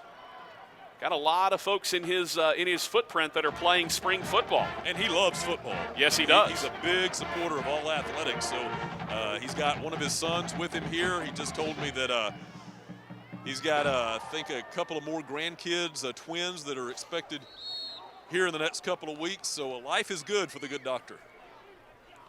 3rd and 5 for the Colonels, who are 4 of 6 on 3rd down conversions. Lindsey Scott from the shotgun. Looking right, throws it right, pass is caught, but an immediate tackle made a yard shy of the first down. Tremendous work on the far side. 14. That was Joshua Landrum. Tony, you don't often see a freshman transfer, but Joshua Landrum, 6 foot 170, out of Cedar Hill, Texas, transferred from Rice. Got down there and didn't like it, I guess. I guess not. So 4th and a yard. Demons defense has forced the Colonels into back-to-back punts here. This one low and short. Will take a hop. Duvernay will field it and then absorb a couple of hits. but did a nice job not to give up any more yardage. Hey, how about some scores from around the Southland Conference? Tony, I'm not used to this, to having to worry about this. One final, Incarnate Word, 2-0 now on the year. They beat Lamar 42-20. McNeese leading Southeastern at Southeastern 6-6. Leading. They're tied 6-6. That is where the Demons will be next Saturday. At Southeastern Louisiana. Who will be calling that game? Well, could be me and Tony. It could be Tony by himself. Who knows? Depends on what the Demon basketball team does. Caleb Fletcher back in, hands off to Adams. Adams again breaking tackles. Another nice run for the transfer Scooter Adams. Excuse me, that was actually Adams. That wasn't Adams. That was the first good carry for Aubrey Scott. Under 5.5 minutes to go in the half. Boy, if the Demons could put up points here, that sure would change the feel of this ball game. Aubrey Scott, the redshirt freshman from Stonewall. Former North DeSoto Griffin, did a little bit of everything there. Caleb Fletcher all day in the pocket. Now it breaks down, and he's going to get sacked. Fletcher had forever to throw it. Nicholls only rushed 3. They spied 1. And that was Tyree Evans, who came flying in at the last minute to take down Caleb Fletcher. That's one of those where after a bit, just take off and go with it, because it's obvious he had some running room. Demons now 2nd and 14 at their own 37-yard line. This time Aubrey Scott will be hit in the backfield and dropped by Glenn Thurman. And suddenly the Demons have 3rd down and 16 at their own 35. 4.5 left to go, clock running. NSU down 21-7. So they got a nice run from Aubrey Scott. We were talking about, hey, maybe go down and get some points. And now they're 3rd and 16. Fletcher now 4 for 7 for 22 yards. Has been sacked once. Zach Claymont 2 for 5 for 8 yards. 4 receivers, 2 to either side. Straight drop. Fletcher's going to throw deep down the left sideline. That one is almost intercepted by Pig Cage. But he couldn't hang on as it went out of bounds, and the Demons will be forced to punt yet again. This will be the 5th punt of the first half for NSU. The Demons have 13 yards of offense in the second quarter. Looked like Nicholls is going to run away and hide, but the last couple of possessions, the Demon defense has figured some things out and done a nice job against the Colonels. Scotty Roblo, another beautiful punt, driving back inside the 20-yard line, losing ground back inside the 15. And finally going down at the 17-yard line is KJ Franklin. So the Demons will once again pin the Colonels deep in their own territory. And now, Tony, it's imperative the Demons don't let Nicholls back on the scoreboard again before halftime. Yeah, you don't want to go down 28-7, 24-7. The offense has struggled here in the second quarter. We'll talk to Brad Laird as he heads to the locker room at the end of the first half. At halftime, this Demon offense has got to find a way to put some drives together. Jaquay Pogue back out on the field after going to the locker room in the first quarter with a apparently minor injury of some description. He got it taken care of. And it's now 3 receivers right. Little late pitch to the outside, cutting it up. Gums, he is taken down. Great stop by Blake Stevenson, the senior linebacker. We mentioned only played 4 games last year. In his 2018 season, the year that he transferred, he had 60 tackles. Last year, because he only played 4 games, he had 16. And remember, you play only 4 games and you're allowed to redshirt. That rule has been widely loved by the coaches. Lindsey Scott play action, good pocket, steps and throws to the deep middle. That pass is caught by Dejon Dixon. That's just a really nice catch. Yeah, it really is. He beat Shamar Bartholomew on the deep crosser to the 41-yard line. Ball was high. Now Dixon's 6'4", 200. He can go up and get it. So the Colonels have it at their own 41-yard line. Demons defense had done a nice job of keeping the Colonels on their own side of the field the last couple of possessions. Clock moving at 2:40 left to go. Play action. Scott steps up in the pocket. Now we'll try to cut it up and run, and Jaquay Pogue will take him down after a gain of 2. You can tell Tony Pogue is the spy on Lindsey Scott, and we may have an injury. And I think that it's not. I don't want to speculate on who it might be. I can't see a number as they're. He's laying face down. Yeah, laying straight face down. One of the things that frankly has surprised me and that I've been impressed with is for a team that hasn't played in 471 days, we've had just the one penalty called against Northwestern, right? And yeah. That was the targeting foul. 2 penalties for 29 yards. They also had the pass interference penalty, the phantom pass interference. By the way, that is backup nose tackle Keyshawn Jackson, who is down right now, but he is sitting up, which is good to see. Yeah, fairly penalty-free game. 1 penalty for 5 yards against the Colonels, 2 for 29 against the Demons. Well, one concern that this coaching staff had at Northwestern State is with their guys not having a game under their belt and it being such a long span between games, would they be too fired up, too ramped up for this ball game? Might let the emotions get the best of them, might make some penalties. So far, we haven't seen that.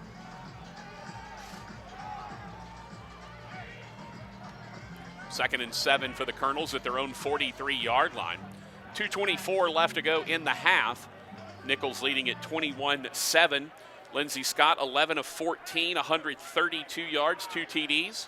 Julian Gums has run it 16 times for 83 yards and a touchdown. Deshaun Dixon, 4 catches, 74 yards and a couple of scores. 3 receivers left, handoff over left tackle. Little stretch play, Gums tackled from behind. Taken down by Jabraylon Yarber, the sophomore from Tyler, Texas. Yarber got a nice bit of playing time last year as a freshman. 15 tackles, 6 tackles for loss. He was a really good find for this Demon squad in his freshman season. 3rd down and 5 for the Colonels at their own 46. Scott drops, looking right, throws across the middle, tipped up in the air and almost intercepted. Jaquay Pogue knocked it up. Shamar Bartholomew almost came down with it. So the Demons are going to get the ball back with probably around 1:35 or so left. Yeah. Be interesting to see what adjustments we see from the Demons in the second half, especially when it comes to the quarterback play, because neither QB has particularly shined. Fletcher, I think, has looked a little bit more in control, but Claymont is playing his first action as a Demon. Duvernay calls for the fair catch and makes it at the 11-yard line. So the Demons will take back over. And Tony, I'm guessing with NSU having the first possession of the second half, Nicholls won the toss and deferred. Right. Nicholls, so you probably think they're going to be a little bit more aggressive here with 1:35, but I know Brad Laird, at worst, get into the locker room 21-7. Well, the Demons do have 2 timeouts to work with. One thing you don't want to do is make a mistake here and turn the ball over. Claymont will come back in at quarterback. He'll have Scooter Adams at tailback. 2 receivers to the left, Kendrick Price and Gavin Landry, whose name we haven't called. Javon Antonio is tight right with the tight end, Jacob Logan. Claymont throws a little swing to Scooter Adams, and he'll head out of bounds at the 16-yard line with a gain of 4. You mentioned Gavin Landry, Kendrick Price, both coming back from ACL injuries. And talking with head athletic trainer Jason Drury earlier today, he said that both are 100%. They've looked really well. Well, they've had an extra half a year basically to figure it out. Blitz comes from the corner. Claymont throws the out, and it's almost intercepted. That was almost the mistake. That was almost the mistake as Nicholls couldn't quite come up with it. Jordan Jackson, the safety, laid out for it. And it falls incomplete as he hit the turf. The ball came popping out. And now 3rd down and 6 for the Demons. NSU has converted just 2 of 7 third downs. NSU has not yet hit 20 yards of offense in the second quarter, and Brad Laird's going to take a timeout.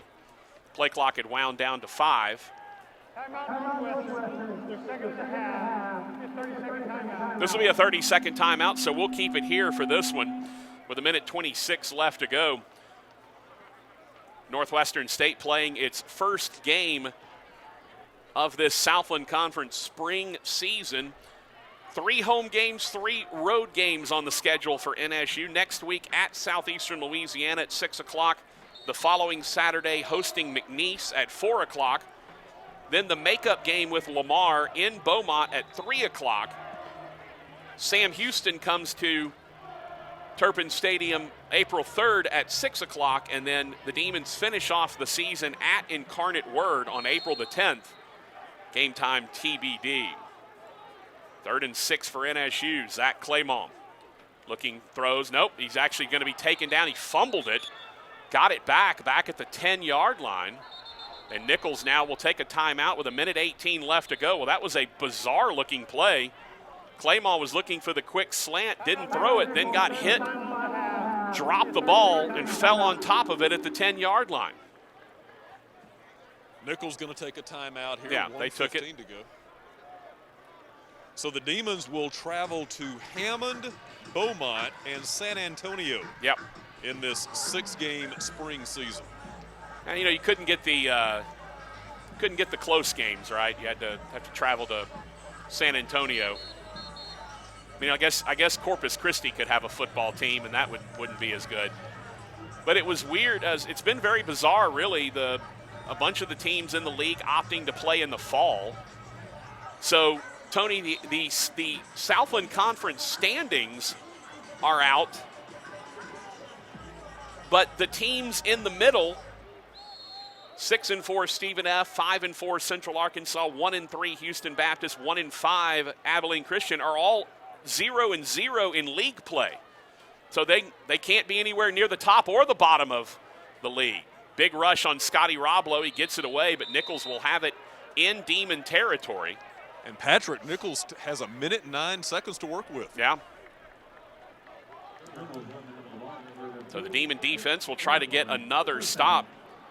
But credit to the defense. They got down 21-0. It looked like Nicholls was just going to put up 50 points. It was 7-7, wasn't it? It was. But the Colonels scored on their first 3 drives. They haven't scored since. We'll see if the Demons can keep it that way. 1st and 10 for the Colonels at the Demon 46. Throw down the deep sideline. That one is caught. A tremendous grab made on the sideline by Nicholls' Quincy Cage Jr. Shamar Bartholomew was in perfect position, just turned his head around late, and Cage was able to go up and get it. He had to make a slight adjustment to the ball, and boy, he twisted in the air and came up with it. 1st and 10 at the 17, clock not yet under a minute. Big rush on Scott. He'll escape out the left side, cut it up. He'll break a tackle inside the 10, and he will lose the ball into the end zone. They're going to say that's out of the back of the end zone. That's a touchback. The side judge threw the beanbag, which signals a fumble, and the ball goes out of the back of the end zone, which makes that a touchback. The side judge looked very indecisive. He threw the beanbag, which signals a loss of possession. He's chatting with the back judge, and it is a touchback. The rule, this is obviously going to be reviewed. The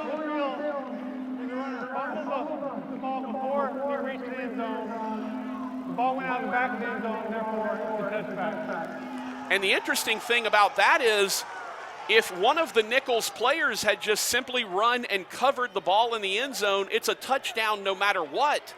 But literally they all stood around while the ball slowly rolled out of the back of the end zone. Well, Tony, we've seen some things today. And we're not even done with the first half. This is our 3rd review. Yeah. We don't have the review yet. The replay official is looking at it.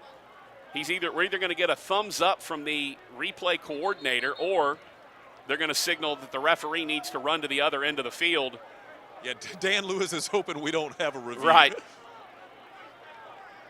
Obviously, this will take some time. The Demon offense is on the field. The Nicholls defense is on the field.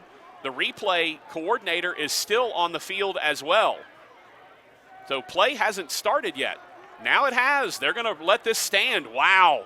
Big break for the Demons. Little flip to the outside to Duvernay. He'll cut it up, get a couple of yards. Ooh, that could have been a targeting coming in late with 42 seconds left to go. But Patrick, Northwestern dodges a massive bullet. They were a yard away from going down 28-7. Demons are going to move quickly here as the clock moves under 30 seconds left to go. Two receivers right, one to the left. Claymon with a hard count. Demons have to snap it one more time.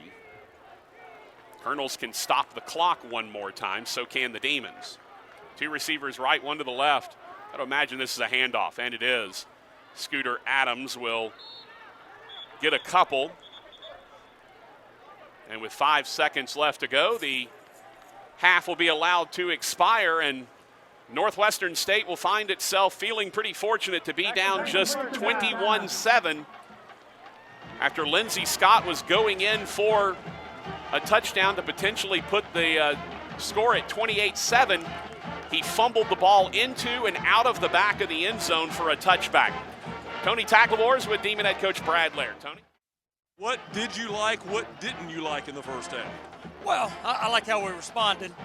We got the big run. Just hadn't been consistent offensively. Besides that one big run, we've had 3 and outs. I thought defensively we fought back after giving up the first 3 drives. It was good to see the fight. We just got to keep that up, get some consistency offensively. Will we see the 2 quarterback rotation in the second half? Yeah, we're going to continue to get them reps. I think we've seen some good things. We've seen things they need to improve on. So the more reps they get, we'll try to get some consistency at that position. Thank you, Coach. Thank you.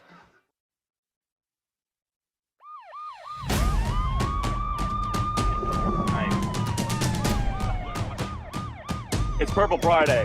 You're not wearing purple. You're wearing purple. Get it on the ground!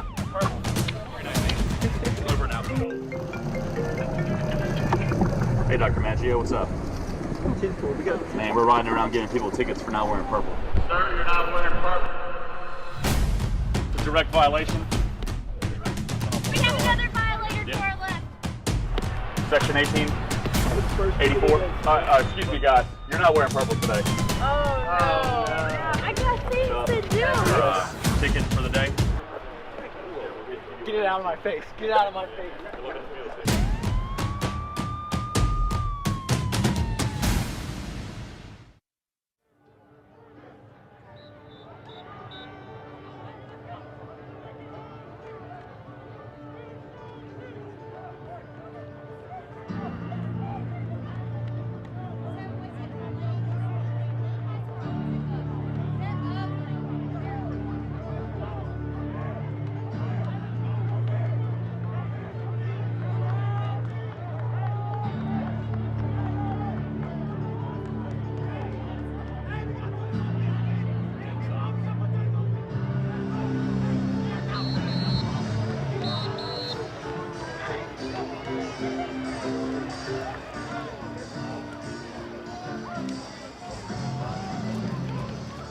Getting ready to start the second half. The Demons will kick off.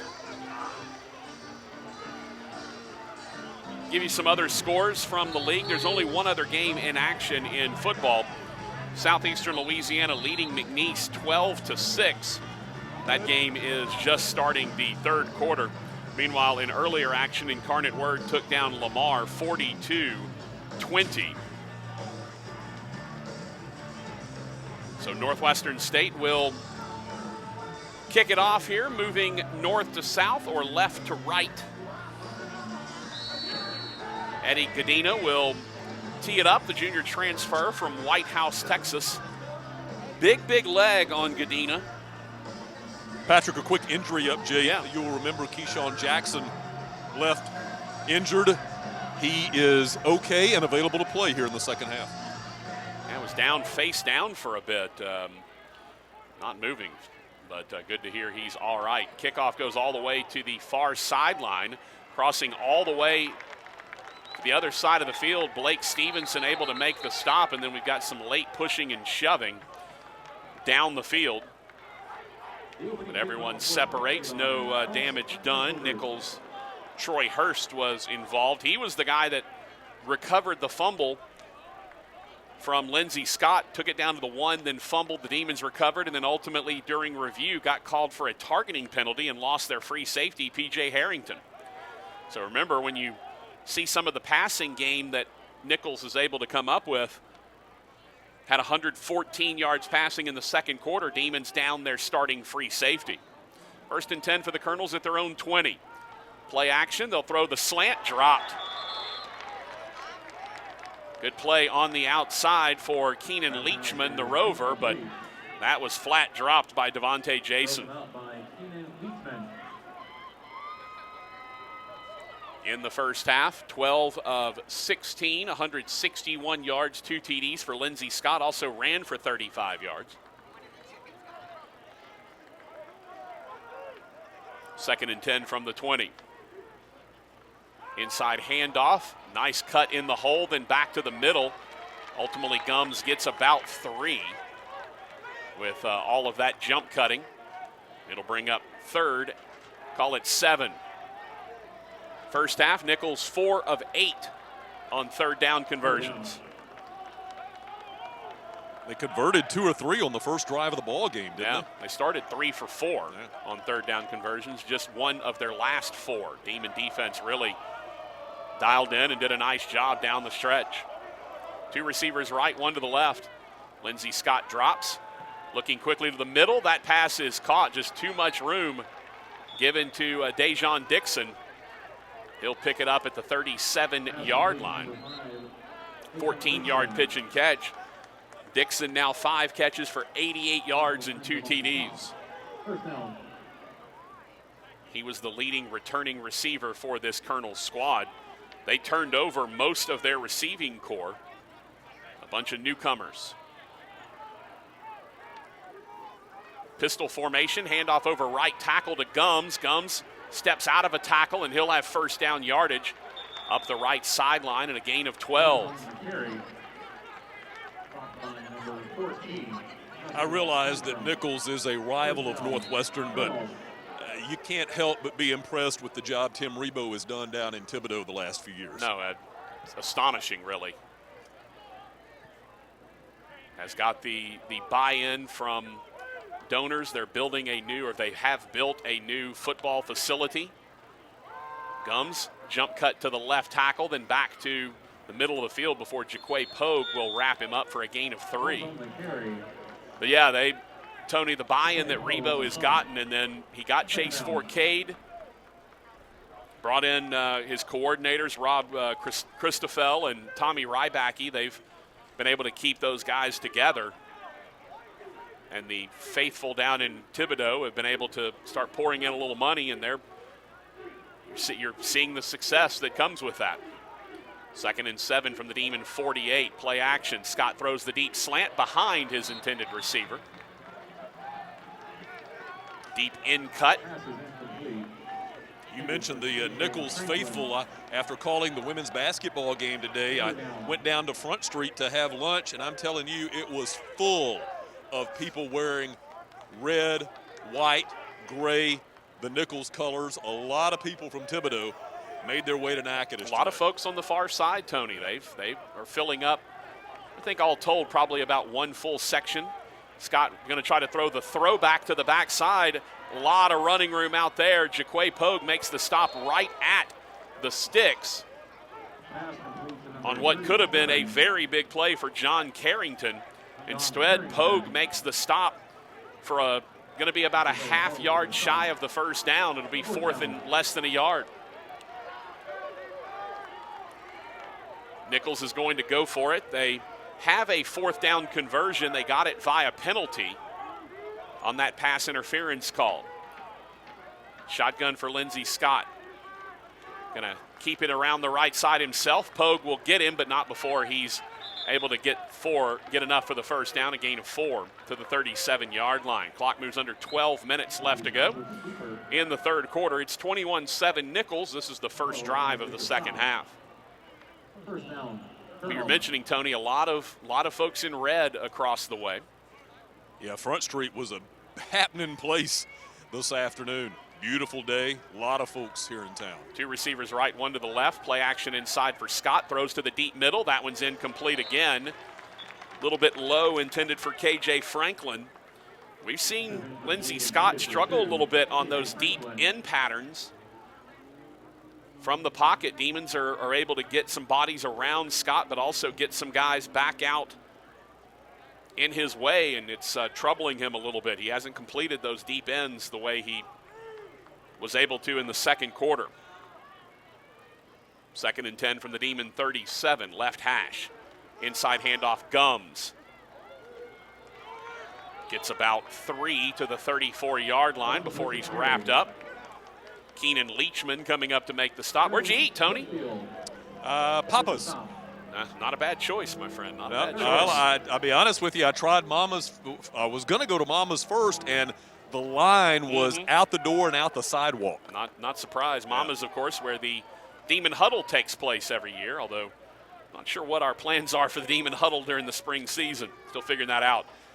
Play action. Scott rolls right, throws to the sideline. Wide open is Devontae Jason. He takes it up the sideline into the red zone at the 19-yard line, a pickup of 18.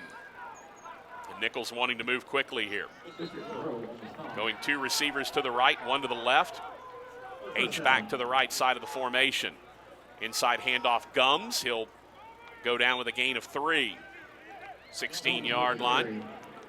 Patrick, you mentioned Nicholls in the process of building, putting the finishing touches on a new football complex at one end of their stadium. Of course, Northwestern State is in the fundraising process to build a new facility. Would be a beautiful new facility, weight room, athletic training area.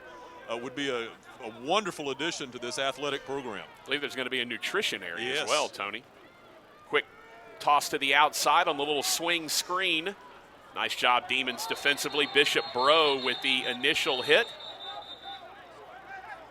Blake Stevenson, Isaiah Longino, Jaquay Pogue, all there to help wrap up Dejon Dixon. They just tried a little swing pass out to him. He got it, and then Shamar Bartholomew was one of the ones there. Longino, Blake Stevenson was punching at the football.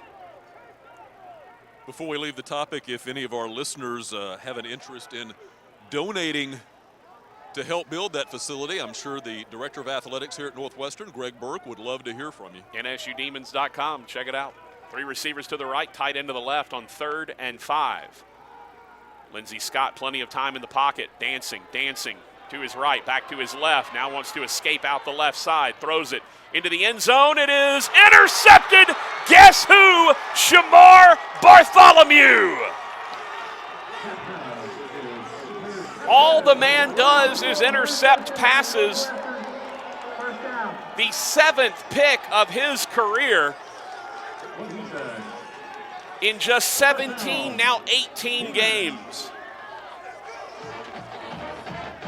Well, Tony, Lindsey Scott thought he had something going. He kind of waggled out to the left, got free, sent the receiver to the end zone, thought he put enough on it, and Shamar Bartholomew just went and got it. Well, it was clearly underthrown. If Lindsey Scott puts a little more air under that ball and throws it back towards the back of the end zone, that's probably a touchdown.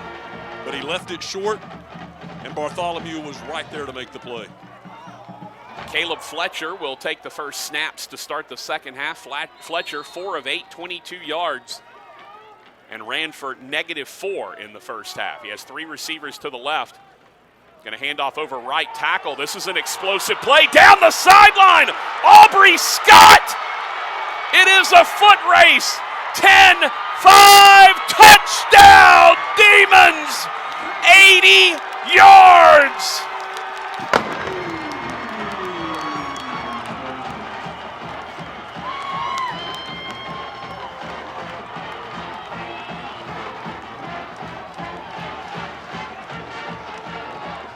Well, Tony, the coaches really did like the home run ability of their running backs. Scooter Adams has a 58-yard touchdown in this game, and Aubrey Scott just took it 80. To get the Demons back in the ball game. The extra point from Gadina is good. 9:03 left to go in the third quarter. Nicholls 21, Northwestern State 14. We'll take a break, come back, give you the scoring summary on that one, but I can give you the first two numbers, 1 and 80. Demons down 21-14. You're listening to the Demons Sports Network. At Super One Foods, we're making it super easy to eat healthier for less. With new low prices on fresh produce. That's right, our already low prices are now even lower. So you can save more on fresh quality fruits and vegetables.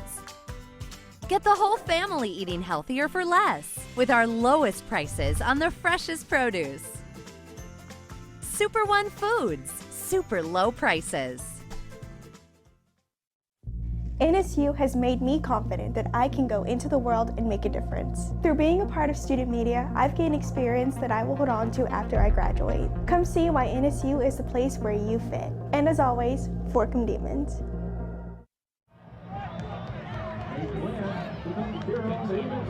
This week. Visit nsudemons.com or download the Northwestern State Athletics app for complete game schedules. 9:03 left to go in the third quarter. Demons get an interception by Shamar Bartholomew in the end zone. The very next play, Aubrey Scott, the redshirt freshman from North DeSoto High School in Stonewall, goes 80 yards in 13 seconds. And Northwestern State has cut the lead to 21-14. Patrick, it's going to take a long time to wipe the smile off Aubrey Scott's face. I imagine so. He is some kind of fired up, and I tell you what, Brad Smiley, the offensive coordinator, just gathered the offensive unit around him and said, a guy went and made a play. That's what we needed. Aubrey Scott took it to the house. 5 carries, 95 yards now for Aubrey Scott. According to Matt Vines, that is the longest run since October 14th, 2017, when, remember, Chris Jones, the very speedy guy, had great feet. Chris Jones went 90 back in 2017. Demons, we mentioned, did not have a run longer than 40 last year. Patrick, you look at these two running backs, Aubrey Scott and Scooter, they're not very big at all. No. I mean, when you look at them up close, they are more of the thin, narrower-built running backs, something that Northwestern has not had here in several years. Eddie Gadina will kick it away, be fielded at the 2-yard line, right hash. Up to the 20, 25, and diving just shy of the 30-yard line, and then Tevin Bush slammed the football into the turf. I think he was mad he was tripped up. Well, the complexion of this game has changed immensely, and Tony, I go back to Lindsey Scott's fumble. He fumbled as he was going into the end zone. It went out of the back of the end zone. It actually very slowly rolled out of the back of the end zone. Anyone could have gotten on it, and everyone thought it was a touchdown, so they just watched the ball roll out of the end zone. That saved the Demons from being down 28-7 at halftime. Aubrey Scott just throws a pick in the end zone, and the Demons turned it into points the very next play. Handoff over left tackle. Boy, it could easily be a hold. There come 2 flags. Jamard Valson was held on the outside, and the Colonels will pick up their second penalty of the game. Run around the left side for a couple. There's a flag on the play. Yeah, everybody here on the Demon sideline saw the hold. The official head referee was throwing it. The Holding, number 88, offense. 10-yard penalty from the spot. Replay first down. So an easy call there on the outside. But, of course, number 88 does not agree with the call. David Mosley, the tight end. Well, have you ever seen a lineman/tight end agree with being called for a hold? Or a basketball player agree with a foul call. That's true. Sometimes they'll pat themselves. It was me. I did it. Hold their hand up sheepishly. So now 1st and 20 for the Colonels back at the 19-yard line. They'll go keeper right up the middle for Lindsey Scott. He's tripped up. That is a really, really nice tackle. Flying in from the secondary, I believe that was Keenan Leachman again. It was actually Kevin Davis, the backup free safety. Remember, the Demons are without their starting free safety, P.J. Harrington. He was hit with a targeting penalty back in the first quarter. So second down and 14 after the gain of 6 on the Scott keeper. He'll run speed option right, pitch it to the outside. Good pursuit out there. Nothing doing on the outside. Big Damian Thompson was out there. There's a familiar name. Along with Josh Clark, the outside linebacker.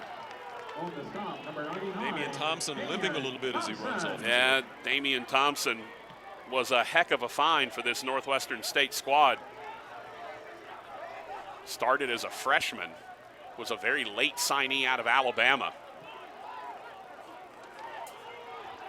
So third down and 12 for the Colonels now at their own 27. 3 receivers, triangle formation left, 1 right. Going to throw to the right side receiver. That pass is caught. Now it's just a tug of war, and a late flag comes flying in. The receiver got enough for the first down. That was Devontae Jason on the tug of war. Looks like he got enough for the first, but there was also a flag thrown back from the middle of the field, and based on the reaction of one of the Demon, looks like Jabraylon Yarber, it looks like it's going to be against Northwestern State. Patrick, Damian Thompson looks to be in a lot of pain. The training Personal staff is looking. face mask, number 4, defense, 15-yard penalty, the added to the run, automatic, first down. So Cedric Anderson, the sophomore from Clinton, the corner, gets called for the 15-yard face masking penalty. Tony, you were saying about Damian Thompson? Yeah, they were looking at his left knee, and now Damian has gotten up off the bench, and he's going to try it out on the exercise bike. I probably could use more time on the exercise bike myself, Tony. First and 10 in Demon territory after the 15-yard penalty. Handoff inside, Gums spun down after a gain of nearly 5. What if next home game you walk into the radio booth and there's an exercise bike in there and you can call the game while you're riding the bike? I've always, would that be like having one of those treadmill desks? Tony, you know, you get the stand-up desk with the slow-moving treadmill underneath it. That's it. Get your work done while you exercise. That's right. Get my steps in. 6:40 left to go. Third quarter. Demons trail 21-14. Inside handoff again. Gums. This time he finds good running room before he's spun down. First down yardage for the junior from New Orleans at the Demon 35-yard line. Demons had 15 yards of offense in the second quarter. They had one play for 80 yards so far here in the second half. Demons have run one play in the third quarter. Nicholls is definitely squeezing the life out of this one. Over 24 minutes of possession time for the Colonels. Demons have 12. Play action. Scott under pressure. He's hit in the backfield, escapes. Rolls out to his right. Now he'll get the sideline, make a man miss, then is absolutely hammered down. And then he gets up into the face of the Demon who hit him, which I believe was Kevin Davis. But Lindsey Scott able to get out of the Jamard Valson sack and pick up a first down at the 16-yard line. Could have very easily been a taunting call after he got knocked down. He got right up in the face of Kevin Davis and was wagging his finger at him after Davis laid down a big hit. First and 10 at the 16. Inside handoff Gums, nothing there. Finally, as Rashad Powell will put the belly-to-back suplex on him. But plays like that one 2 plays ago, that's a punch in the gut. When you've got the quarterback going down for a sack, and you let him get away and he turns it into a big gainer. 19 yards on the run for Lindsey Scott after it looked like he likely was going down for a loss. Bring up second and 10, clock getting set to move under 5 minutes left to go in the third quarter. 21-14, the lead for the Colonels. Nicholls has 2 turnovers in the end zone in this game. Handoff Gums. Jonathan Daigle was able to crunch down on him and take him down. The redshirt freshman from Welsh, Louisiana, a guy that they're very high on. Brad Laird saying, look, he's not the flashiest guy in the world. He's not gonna outrun anybody, but said he is always in the right place. He knows where to go. They really like him on the edge. So now 3rd down and 7 at the 13-yard line of NSU. Colonels are 7 for 13 in 3rd down conversions, 3 for 5 this quarter. 2 receivers left, 1 to the right. 2 to the right, now 3 to the right as they motion a man over. Lindsey Scott drops, plenty of time, throws it late out of the backfield, incomplete. Was looking for Julian Gums out of the backfield, and that pass was nowhere near him. And now Tim Rebo will bring the field goal unit out. This will be the first field goal attempt of the year for Nicholls. In their 3rd game of the year. Had a couple of different guys who have kicked extra points. This will be a 30-yard attempt from dead in the middle of the field for Gavin Lassane.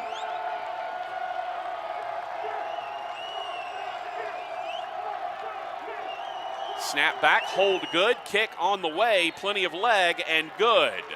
So Lassane hits from 30 in his first attempt. And the Colonels improve their lead to 24-14. We've got a timeout on the field. 4:04 left to go in the 3rd quarter. Northwestern State down 24-14. You're listening to the Demon Sports Network.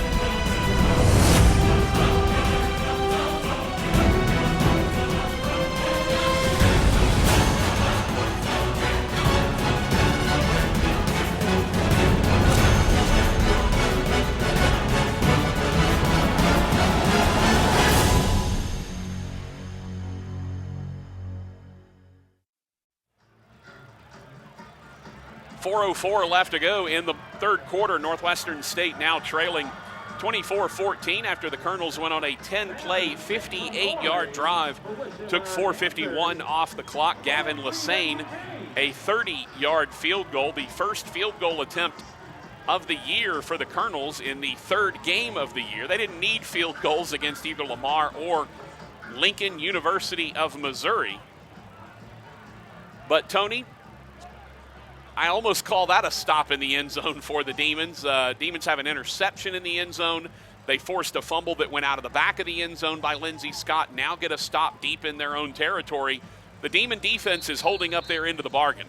Yeah, I thought you put it well earlier, Patrick. The defense figured some things out after the first quarter of this ball game, and the defense has played very well. They're swarming to the football, trying to live up to their nickname of the Purple Swarm defense. Of course, Shamir Bartholomew came up with the pick at the goal line, and I realized that Northwestern is only within 10, but they have got to find some consistency on offense. You cannot just bank on a guy breaking one run for 80 yards. It's been 2 big plays for this Demon offense. Tony, how about this? 2 plays for 138 yards on the touchdowns. The other 28 plays have netted 58 yards.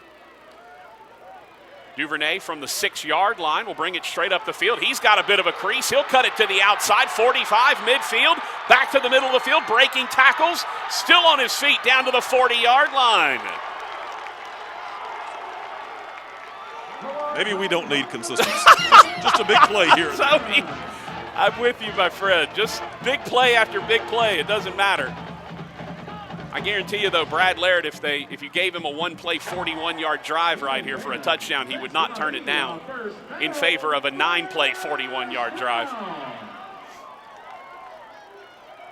So NSU, with 3:51 left to go in the third quarter, out for their second play of the half. They've only got 5 to snap it. 2 receivers to the left, 1 to the right. Fletcher with 2, with 1, calls for the football. Inside handoff. There's Aubrey Scott again, cutting it to the outside. He's got 5.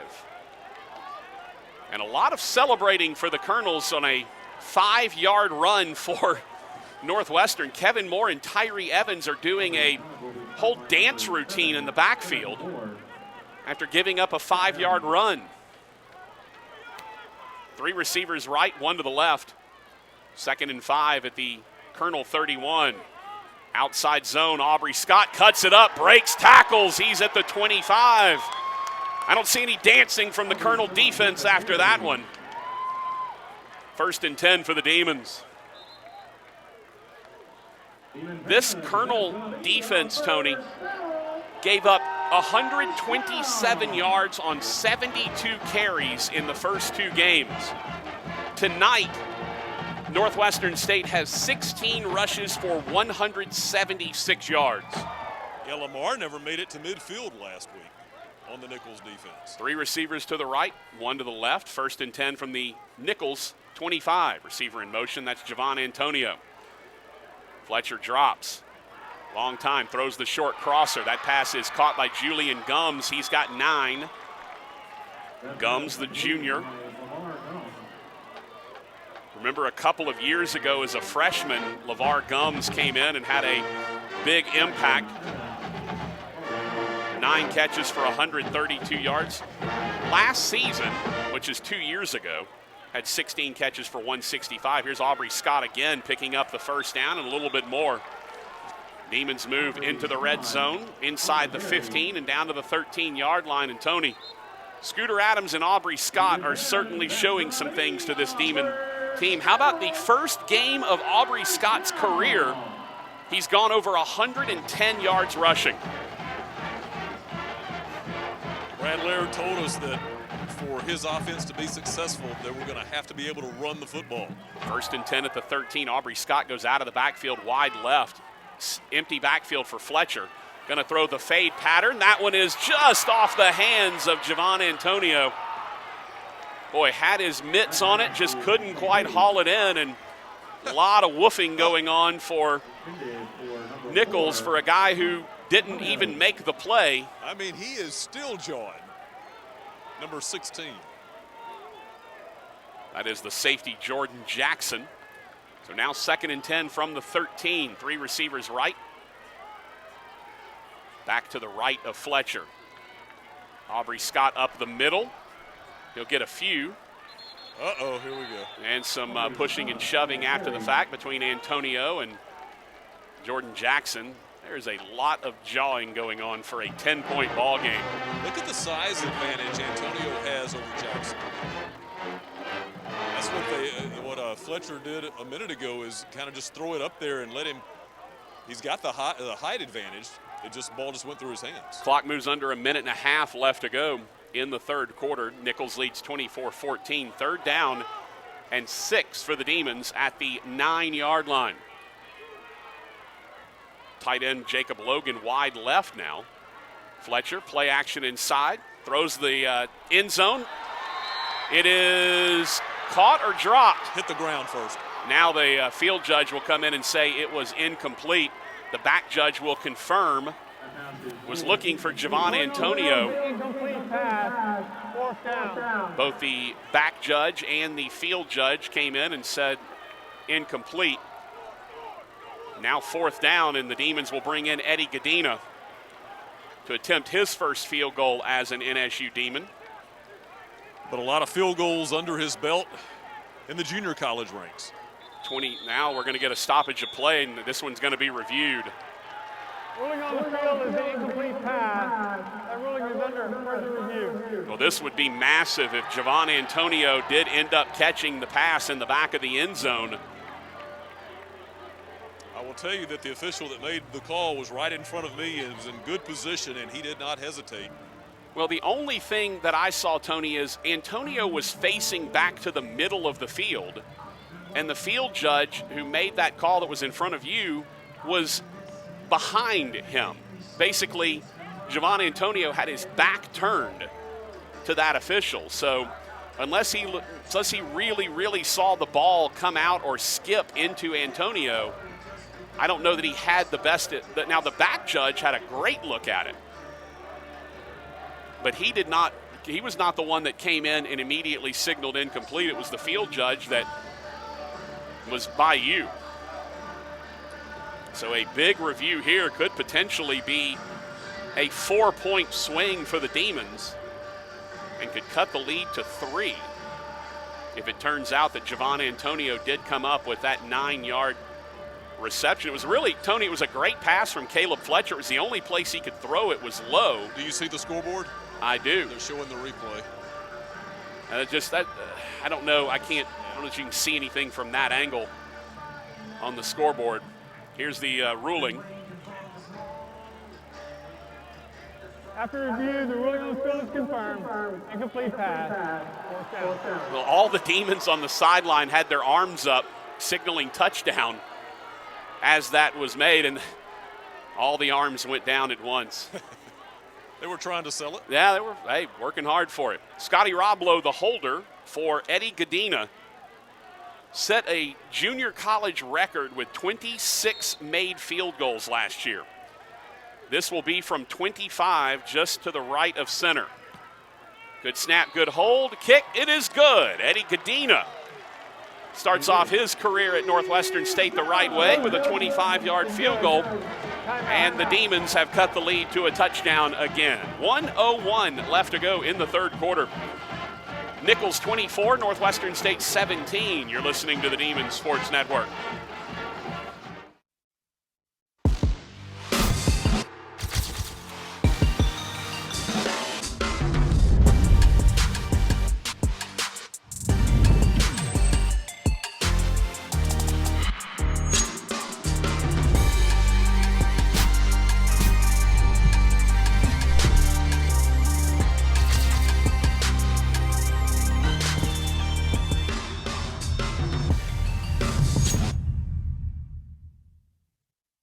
I love NSU because the faculty and staff have continued to work with students in times of uncertainty, as well as maintaining the spirit and traditions of the university.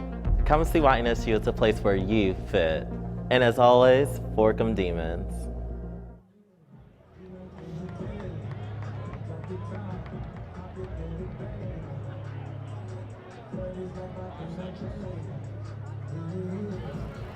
It's now time for today's closing season ticket holder of the game.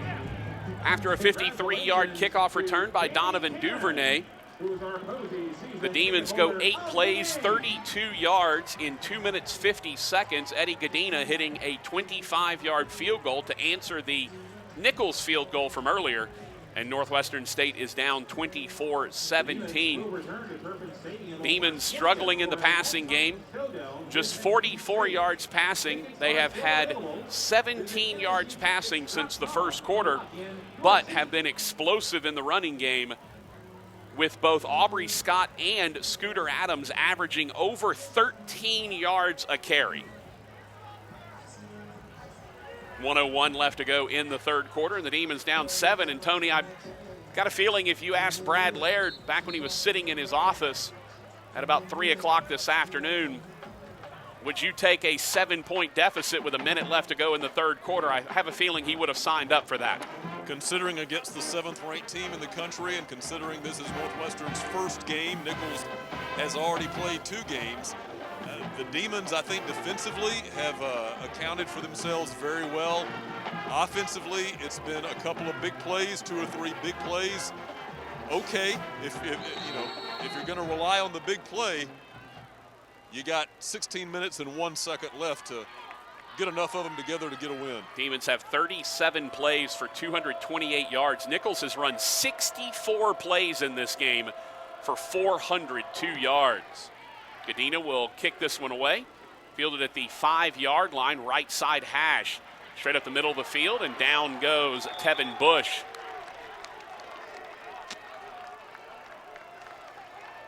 Patrick, as it gets cooler here, You would think that the Colonels, after the ball game, would enjoy a nice hot shower in their locker room. However, that will not be the case because of the snow and ice issues from a couple of weeks ago. Well, that affected obviously a lot of the water pipes around Natchitoches and here at Turpin Stadium. The Colonels' locker room does not have hot water right now. Well, Tony, considering the fact the Demons had to dress in a parking lot a couple of years ago at Nicholls, I don't feel terrible for them. Wheel route to the outside, pass is caught, big yardage across the 40 to the 44-yard line. So they went out of the backfield to Troy Hurst. But I want to make it clear that the Demons are very good hosts. They have made arrangements for the Nicholls players to go to the rack after the ball game, the Health and Wellness Center here on campus at Northwestern State, and that is where they will take a nice warm shower before getting on the bus. 1st and 10 from the 44 after the wheel route gainer. Quick slant caught by Dejon Dixon. And suddenly the Colonels in just 2 plays are in Demon territory at the 42-yard line. A 20-yard pitch and catch on the wheel route. And then Dejon Dixon able to grab one, and Demons are going to have a stoppage of play. Keenan Leachman is down. Official timeout. Injury on the field. So 2 plays and a 34-yard net for the Colonels as they're in Demon territory at the 42-yard line with just 19 seconds left to go in the 3rd quarter. But considering, Tony, we don't get into odds or anything, but the line on this game was pretty substantial for those that are inclined to that. Demons have to feel pretty dang good about 24-17 with 19 seconds left to go until the 4th quarter. You know, any coach will tell you, Patrick, that all they really want is to have an opportunity to win the game going into the 4th quarter. And the Demons are going to have that opportunity only down a touchdown. While we've got a brief stoppage in play, I think we ought to take a minute tonight, Patrick, and pay our respects to Gerald House, his family. He was a running backs coach here at Northwestern State, and after the season 2 seasons ago, he left to go to Tennessee Tech, I believe was the school, and a couple of months ago, Gerald House passed away unexpectedly. When House was the only coach to leave this staff has been intact from when this team last played 2 seasons ago. That completes the 3rd quarter. But I know a lot of folks here at Northwestern State were very saddened when that news came down a couple of months ago. We'll head to the 4th quarter. Northwestern State down 24-17. Colonels on the move when we return. You're listening to the Demons Sports Network.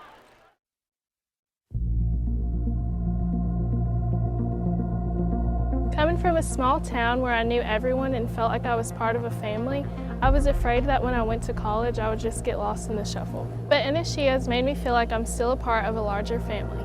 Everyone here is kind, caring, and committed to helping me achieve my goals, be successful, and give me the experience I need to prepare me for my future. Come see why NSU is the place where you fit. And as always, fork 'em Demons.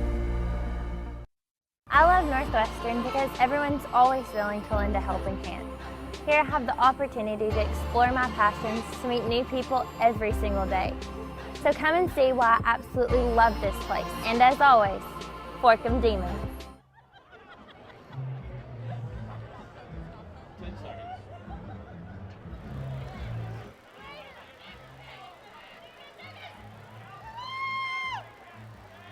There's our play of the game, number 24, Aubrey Scott. Getting ready to start the 4th quarter. Northwestern State down to Nicholls 24-17. They're replaying the play of the game here at Turpin Stadium, and no surprise, it's the Aubrey Scott 80-yard touchdown run. Scott has run for 119 yards on 9 carries. The Demons absolutely having their way on the ground with the Colonels, but struggling through the air. Demons just 9 of 19 for 44 yards passing.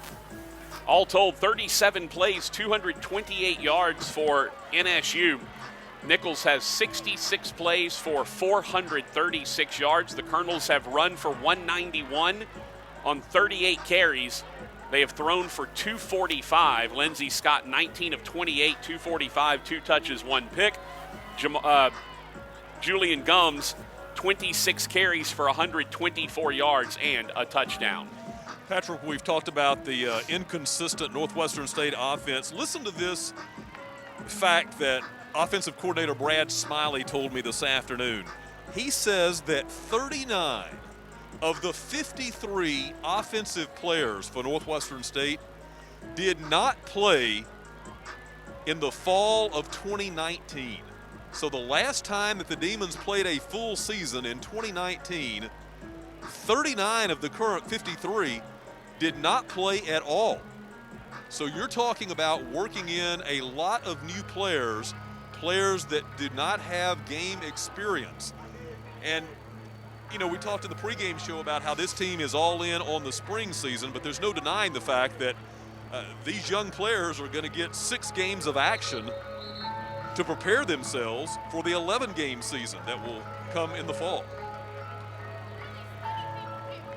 It's basically like, and here's the thing, Tony, I was about to say it's basically like an extended training camp in the NFL, but they're playing for something. The national championship will be handed out at the end of this spring season at the FCS level. They will have an abbreviated playoffs.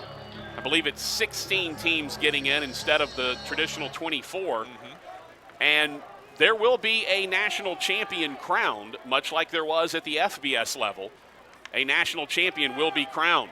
Lindsey Scott, good protection, is going to throw deep down the middle of the field, overthrows everybody.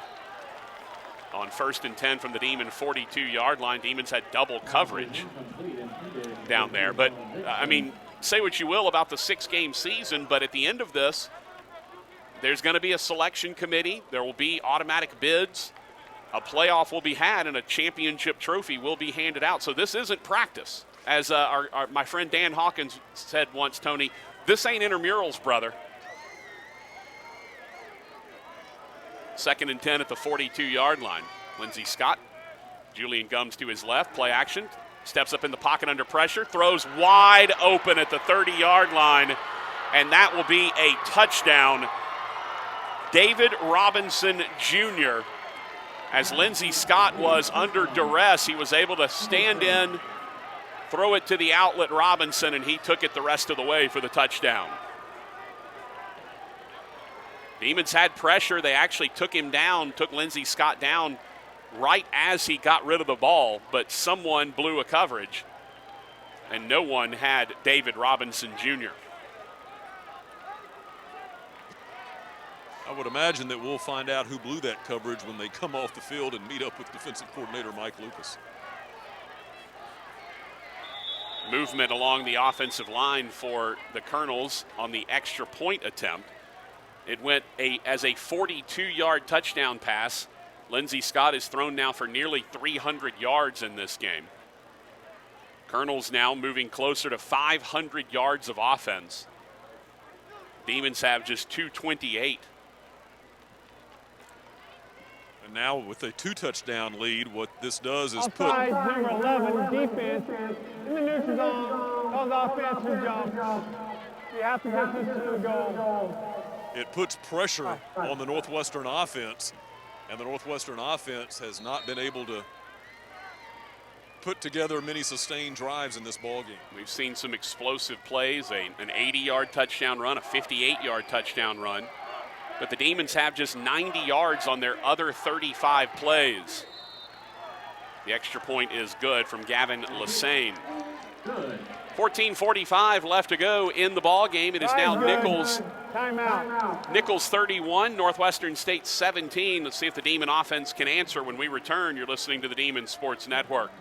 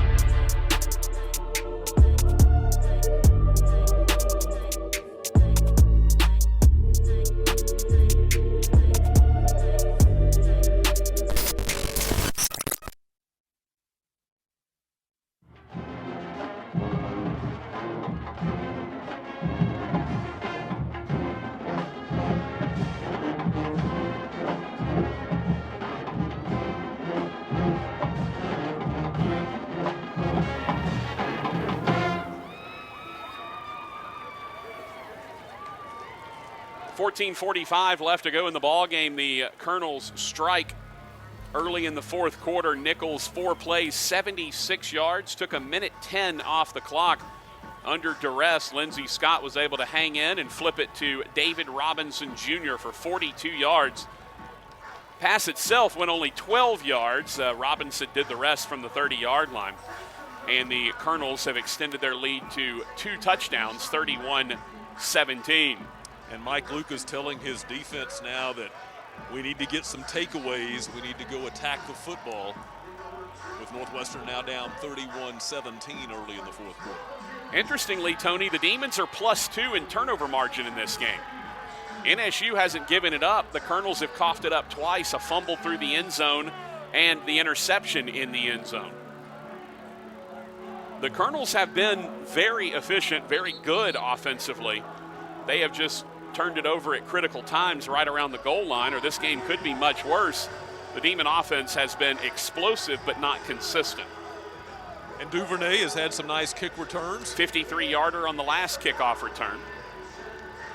Perhaps another one in him here. 3 kickoff returns, averaging 37 yards a return, is Donovan Duvernay, the transfer from Texas. You may recognize the name. His brother just got drafted in the NFL. They're twins. Devin Duvernay just got drafted in the NFL. I believe he's with the Baltimore Ravens. So Duvernay will take it at the goal line, just inside the right hash. He'll find himself a bit of a crease, then sort of spun down across the 20-yard line, just shy of the 25. But we have not yet seen Zach Claymore here in the second half. Caleb Fletcher has pretty much run the show. And is Claymore 13? Yes. I think we may be about to see it. Yep. So Zach Claymore will come back into the game. Caleb Fletcher now 5 for 11, 30 yards. Zach Claymore is 4 for 8, 14 yards. Claymore's run for 1, Fletcher's run for -4. Gavin Landry in motion. They fake it to him. Claymore keeps on the counter, back to the backside. He'll cut it back, spin over a tackler, and he's got 9. And that's something that we haven't seen a lot of, but we were promised we would. A lot more quarterback run game with Claymore and Fletcher. Obviously, you weren't running Shelton Epler. And so with Claymore and Fletcher, we were told, hey, look for a lot more quarterback run game. Hadn't seen much of it until that carry. Handoff over the right side. There's Scooter Adams. He'll pick up the first down. Right into the Nicholls bench. For as good a quarterback, a record-setting quarterback as Shelton Epler was, he was no threat to run, and that really limited what Brad Smiley and this offense could do. You take the run game completely away from the quarterback, and that's an aspect that you can't put on the defense. Tony, how dare you? He had 63 yards rushing last year. He averaged less than a yard a carry. If he was running it, there was a big breakdown. 2 receivers to the right, 1 to the left. 1st and 10 from the 34. Same quarterback counter action. Claymore spins back out to his left. He just needs to get as much as he can and go down. He loses a yard on the play. They tried the same jet sweep motion and then QB counter back to the right off the jet motion to the left, and that time Claymore lost a yard. Demons nearing 200 yards rushing. They've done it on 21 carries. Nicholls nearing 200 yards rushing. They've done it on 38 carries. Claymore rolls to his left, throws to the sideline, too high. Was looking for Robbie Williams, the redshirt freshman from Tyler, Texas, at 6'4", 205. Threw it too high, and it's now 3rd down and 11. Demons will bring in L.C. Greenwood, the transfer from Oklahoma State. Big body at 6'3", 220. Tell you a story about Greenwood if the Demons convert this 3rd down. 3rd and 11. Well, that's a big reason to convert it. Back out of the backfield in motion to the left side. Claymore steps up in the pocket, Rolls out to his left, throws to the sideline, beautifully executed, then dropped. Bobbled and dropped by LeVar Gums, who was falling backwards on the sideline. Claymont put the ball right in his mitts. And Gums, as he was falling backwards, juggled it and lost it out of bounds. That was a nice pass from Claymont under duress. And Alvin Slaughter, the wide receivers coach for NSU, in the ear of LeVar Gums a bit. Demons with just 5 to snap it and punt it away. Scotty Roblo gets the left foot into it. This one low, spinning like a top. Will bounce sideways and then take a little kick forward before ultimately being downed at the 30-yard line. 37-yard punt by Scotty Roblo, and Tony, with 12:55 left, this is probably the biggest drive of the ball game for the Demon defense. You can't get down 3 scores to this Nicholls offense. And you also can't let Nicholls have a 6, 7, 8-minute drive with just 12:55 left in the ball game. Time of possession is massively in favor of the Colonels, almost 2-1 now. The defense needs to get the ball back to the offense, and they need to do it fairly quickly. 30 minutes, time of possession, Colonels, 17 for the Demons. Lindsey Scott throws, that one's incomplete. Well wide of Dejon Dixon. We've seen Scott struggle a little bit on some of those in-breaking passes, and Shamar Bartholomew is down. And that's not a good sign for the Demons. Shamar has battled injuries quite a bit throughout his career. Shamar played just 9 games last season. Again, that was 2019. Played just 8 games as a freshman, dealing with various injuries, and still, despite only playing 17 games, had 6 interceptions, now 7 interceptions in 18 games in his career.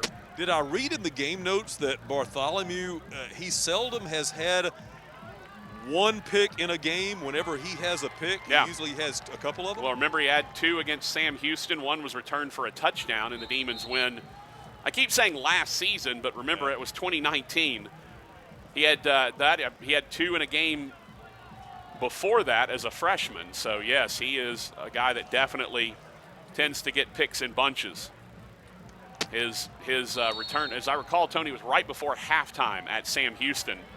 Bartholomew, the Bearcats were driving. Bartholomew went something like 90-95 with the pick 6, and the Demons won that game on the road. Lindsey Scott, play action. Pocket starts to break down. He steps up, cuts out to his left, and will be spun down 3 yards shy of the first down. Blake Stevenson makes the stop. And now a big 3rd down for the Demon defense. You stop Nicholls here, get the ball back, still plenty of time to work with. By the way, Bartholomew is trying to walk off that injury on the sideline. Doesn't appear to be as bad as it could be. And Nicholls will take a timeout here. Play clock was still at 18. So no timeout, Nicholls. They're first of the half. 12:17 left to go in the 4th quarter. Northwestern State down 31-17. Big 3rd down opportunity for the Demons to get off the field. You're listening to the Demons Sports Network. Everyone who wears the uniform of the Louisiana State Police has a reason why. Outside of the uniform, I am a mother. I am a college graduate. I am a soldier. Every trooper who wears the badge has a why. What's yours?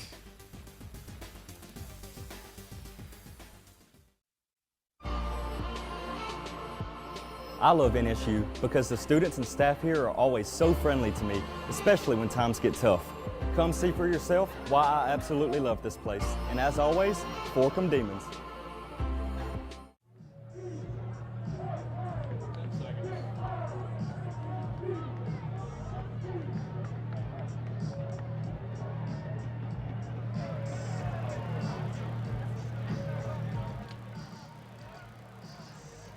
12-17 left to go in the ball game. Northwestern State down 31-17 on defense. Nichols with a 3rd and 3 upcoming. And Tony, you noticed an injury for the Demons.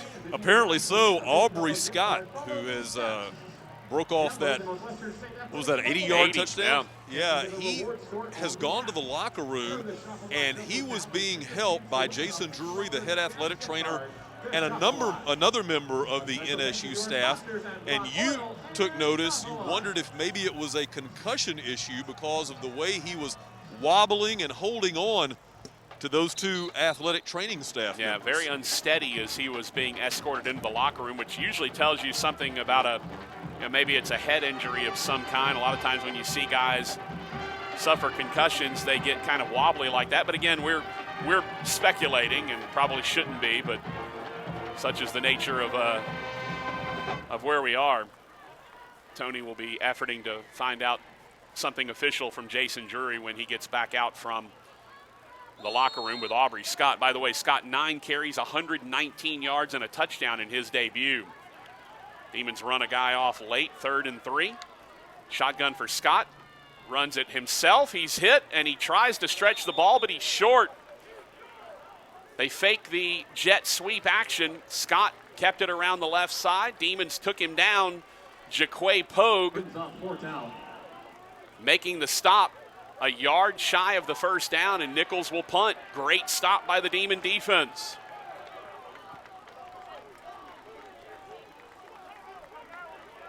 Craig Walker is in. He will punt it away for the 4th time tonight. Demons have punted it 7 times tonight.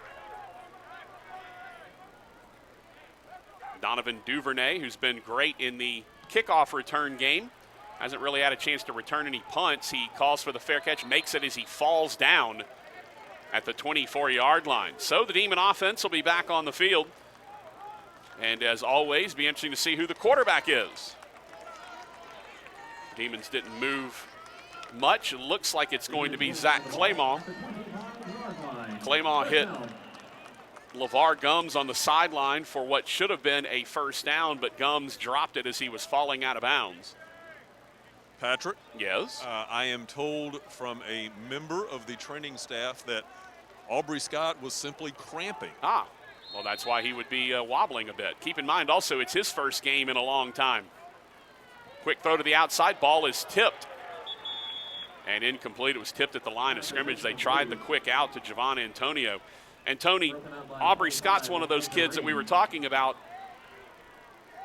700 plus days since he's last played a football game. As a redshirt freshman, 471 for the others, but for the folks who redshirted, 836. Throw the quick out. This one's caught by the tight end. Makes a man miss, stumbles, and goes down. Jacob Logan will get 4 to the 29-yard line. And again, we're just not seeing the Demons be able to push the ball down the field at all in the passing game. Neither quarterback really comfortable. Neither one has completed half of his passes. It has just been a struggle in the pass game. Also coming out of the locker room right now for the Demons is Joshua Landrum, the backup safety. So 3rd down and 6 for the Demons at their own 29. 2 to snap it. Claymore with 1. Timeout is going to be taken by Brad Laird. Demons running a lot of time off the clock. 10:35 left to go in the 4th quarter. Northwestern State down 31-17. They're first of the half. Be a 30-second timeout. Since it's a 30, we'll keep it here. We'll also remind you tomorrow, baseball back here at Brown Stroud Field. The Demons took. Be a full timeout. Oh, well, never mind.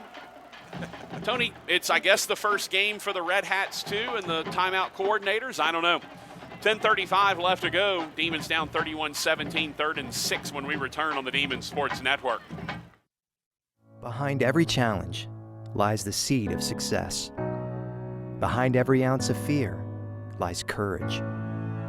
Any big change can feel daunting, intimidating, but what is the alternative? You are not alone on your path to college life. With the right people by your side, you'll make lifelong friendships while you explore a new world of learning opportunities. Every time you pull an all-nighter, you'll learn. With every success, you'll stand taller. Every time you initiate, participate, you'll expand your horizons. You can maximize your potential, achieve great things. It's all a journey to prepare for your career, for life, becoming not only a dreamer, but a doer. No matter what happens, never lose sight of the finish line. Northwestern State University, dedicated to one goal, yours. 10:35 left to go in the fourth quarter. Northwestern State down 31-17. Demons with a big 3rd and 6 upcoming. And NSU has only converted 2 of 10 third downs here tonight. I was mentioning we had this McGee's March Mania Saturday with 4 home events in a row. Just one home event tomorrow, and that will be Northwestern State baseball. Bobby Barbier and his crew taking a series from Austin Peay, a 10-8 win on Friday night, a 4-0 win today. And the Demons will finish it up looking for the sweep of Austin Peay and former Demon assistant Travis Jansen, the head coach of Austin Peay. That will be a noon first pitch, Bark at the Park. So if you got a dog, bring them. Let them hang out and have some fun. It's a great venue to watch football, there's no doubt about it. Or baseball. Or baseball, too. I'm actually looking at the baseball field from the football field. It's been a long day, Tony. 3 receivers in a triangle formation, right, 1 left. Claymore, the shotgun blitz comes. Good protection. Claymore steps up, hit as he throws, and incomplete. Was looking on the crossing pattern to Javon Antonio, but he was being wrapped up from behind, was Zach Claymore. The Demons will punt it away again, this time for the 8th time. And that's where you miss Shelton Epler, Tony. Just Epler was the guy, knew the offense back and forth, made great, quick decisions. Was so accurate. Very accurate, good arm. Didn't have the biggest arm in the world, but put it where he needed to, when he needed to. The Demons are just struggling with new quarterbacks now. Scotty Roblo will kick this one low, take a great hop. Will be fielded by the Colonels back at the 15-yard line, and KJ Franklin will go down at the 16-yard line. So terrific punt. 56 yards, I believe, on the punt. We'll get the official word.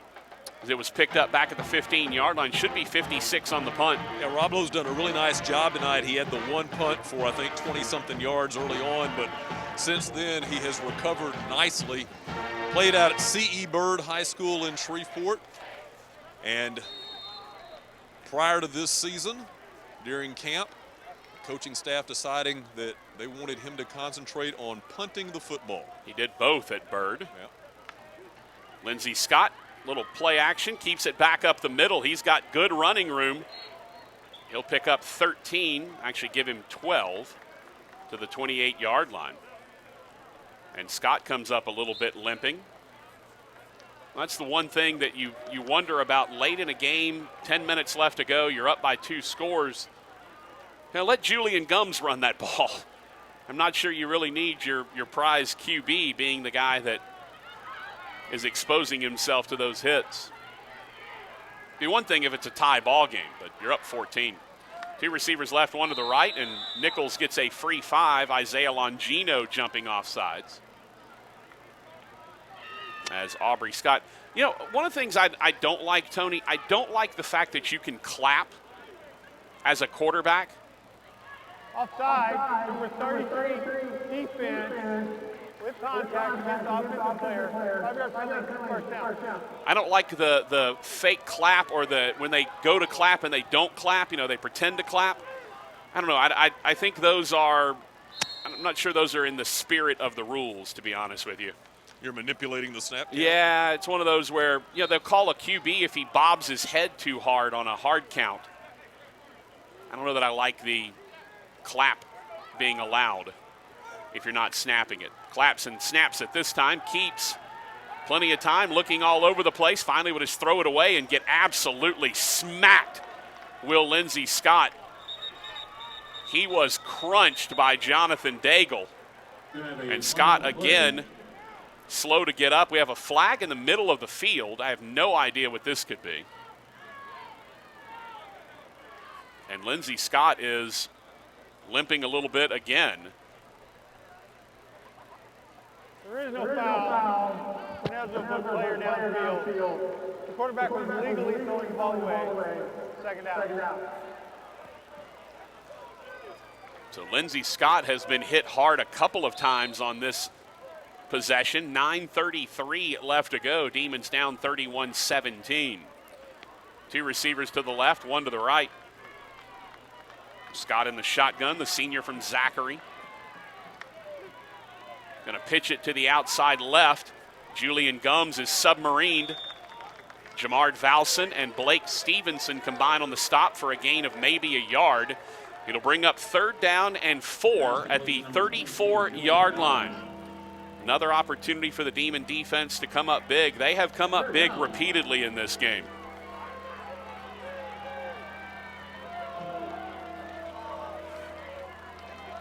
Nicholls gets a first down here. You're also giving them another 3 or 4 minutes maybe on the clock.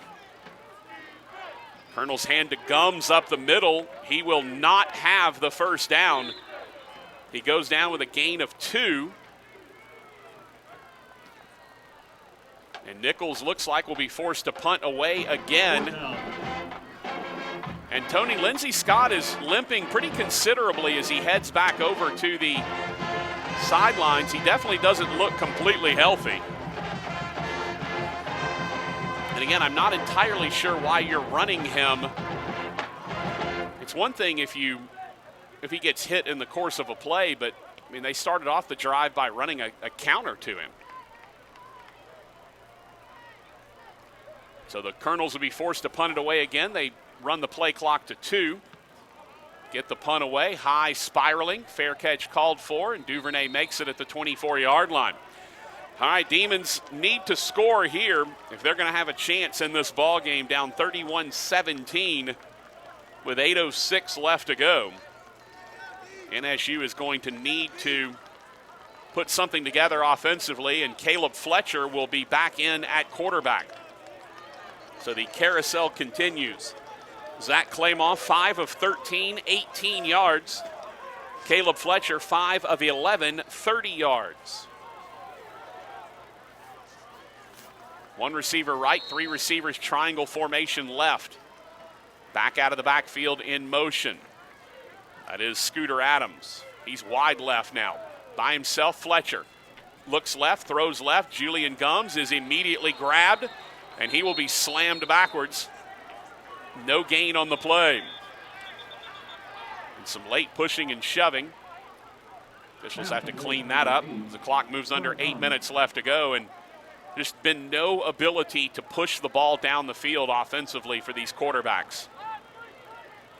Kendrick Price will line up wide right. 2 receivers stacked slot right. 1 wide left. Nicholls has been playing press man coverage pretty much the whole game. And the Demons have not been able to take advantage. Outside run left. Scooter Adams cuts it back up the middle, then back to the sideline. Still on his feet. Will finally be pushed and thrown out of bounds, and that'll be 15 yards added on as Pig Cage rooted around in there, Tony, and threw down Scooter Adams. Woo Pig! Yes. So Pig Cage, after the nice run by Scooter Adams of 18 yards, add 15 to the end of that as Cage slammed him down out of bounds. After the play, personal foul on the 25 defense. Late hit out of bounds. 15-yard penalty will be added to the run. Automatic first. That is just the 3rd penalty called on Nicholls. Now 30 yards of penalties against the Colonels, and the Demons got a nice run from Scooter Adams, but then picking up the additional 15 makes it even better. 1st and 10 at the Colonel 42-yard line. Two receivers to either side, bunched, but wide. Now across the formation in motion, Kendrick Price from left to right. Fletcher drops. Good pocket, now escapes to his left. In trouble, now throws it away as he was being taken down. In the backfield, Nicholls, Taj Smith, the senior, coming in to make the hit. Bring up 2nd and 10. Nice job by Fletcher, though, just getting that ball away. Sometimes the throwaway is your best play. Absolutely. Three receivers to the right, one wide, two stacked, one behind the other. Play action. Fletcher throws the screen to Gavin Landry. He goes under a tackler and then gets forward for a gain of 6. 7:12 left to go in the ball game. Demons need to put a touchdown on the board on this drive. Talking to Jason Drury about Gavin Landry's recovery from the ACL injury, and he said, man, we had to worry about him over-rehabbing because he is such a hard worker and so dedicated to doing whatever it takes. Three receivers to the left, one to the right. Fletcher looks right, throws the slant, incomplete. Kendrick Price, was the intended receiver. Jarius Monroe was on the coverage. So now 3rd down. Well, the Chains have 4th down. So it is 4th down for the Demons, perhaps their last gasp here. Three receivers to the left, one to the right. First 4th down conversion attempt of the ball game for the Demons. Fletcher under immediate pressure, escapes. He's going to take off with it. Fletcher's got a 1st down, and he's inside the 20-yard line. Caleb Fletcher to the 19, a gain of 18 on 4th down. Well, Tony had to have it. Caleb Fletcher got it. A running quarterback. And that was designed all the way. Three receivers to the left, one to the right. 1st and 10 from the 19. Fletcher fakes the counter, throws the back shoulder fade, incomplete. Was looking for Kendrick Price. Price was looking back at Fletcher saying, hey, throw that up. Typically, you throw the back shoulder fade when the DB is behind the receiver or on top of the receiver, so to speak, in good position. If the receiver and the DB are even, you throw it past him for the true fade, not the back shoulder. I think Kendrick Price was looking for the true fade in the end zone. Landry in motion. Quarterback counter for Caleb Fletcher coming around the right side. He takes a big hit from Jarius Monroe, who continues to talk. That'll bring up 3rd down. Call it 4 for NSU at the 13-yard line. Clock moves under 6 minutes left to go. Demons trail 31-17. Again, pretty much doing it all on the ground tonight. Gavin Landry in motion, now back to slot left. They're going to throw the quick out to Landry. Landry splits defenders and scores! Welcome back, Gavin Landry.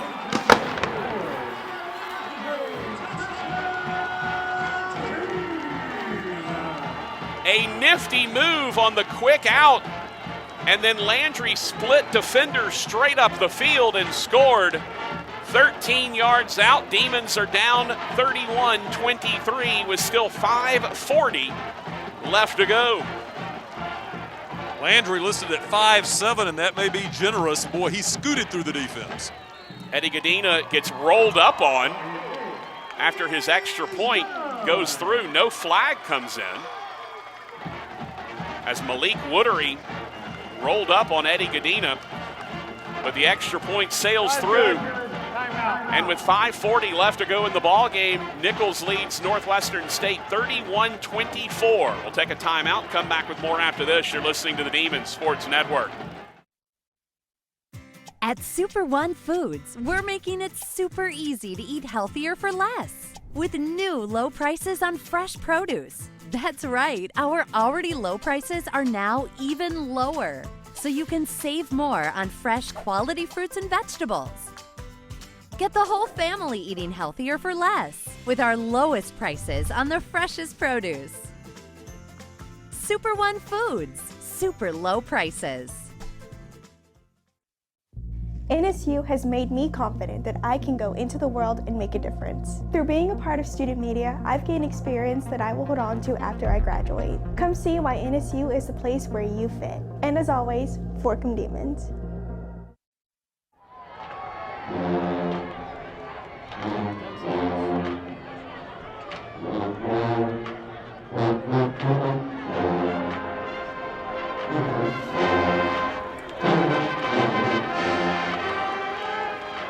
.540 left to go in the ballgame. Northwestern State has cut the lead to a touchdown. Demons in a must-have, must-score drive.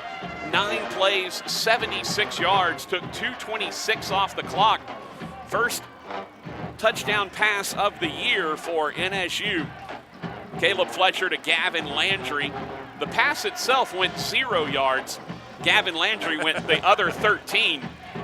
The extra point from Eddie Godina is good, and the Demons now trail 31-24. But the quarterback gets credit for a 13-yard touchdown He pass. absolutely does. And for a kid in Caleb Fletcher, who threw one pass last season in 2019, it's going to take me a long time to get this straight, Tony. By the end of the spring season, you'll have it down. Maybe. But Caleb Fletcher threw one pass last season, and it was a pick-6 at Tennessee Martin. Good to see him back. He does have a victory this, against a Southland opponent, beat Houston Baptist a couple of years ago, back in 2018. Threw 4 touchdowns that year, so that is just his 5th passing touchdown of his career for Caleb Fletcher.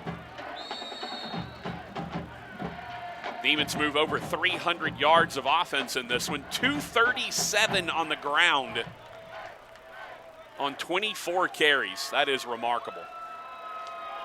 Eddie Godina set to kick this one away with 5:40 left to go. Then we'll see if the Demon defense can get a stop.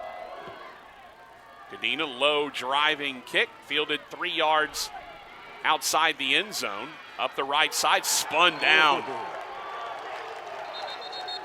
Big hit on the play made by Jared Pedraza. He's made a couple of nice tackles on special teams in this one. So 1st and 10 for the Colonels. Demons first quarter that they've actually outgained the Colonels right now. 76-66. You'd like to get the ball back with no less than about 2.5, 3 minutes. Give your offense especially the way this Demon offense is operating tonight, Tony. They're having to grind it a little bit, not the big explosive passing plays. Handoff Gums, he's taken down from the backside.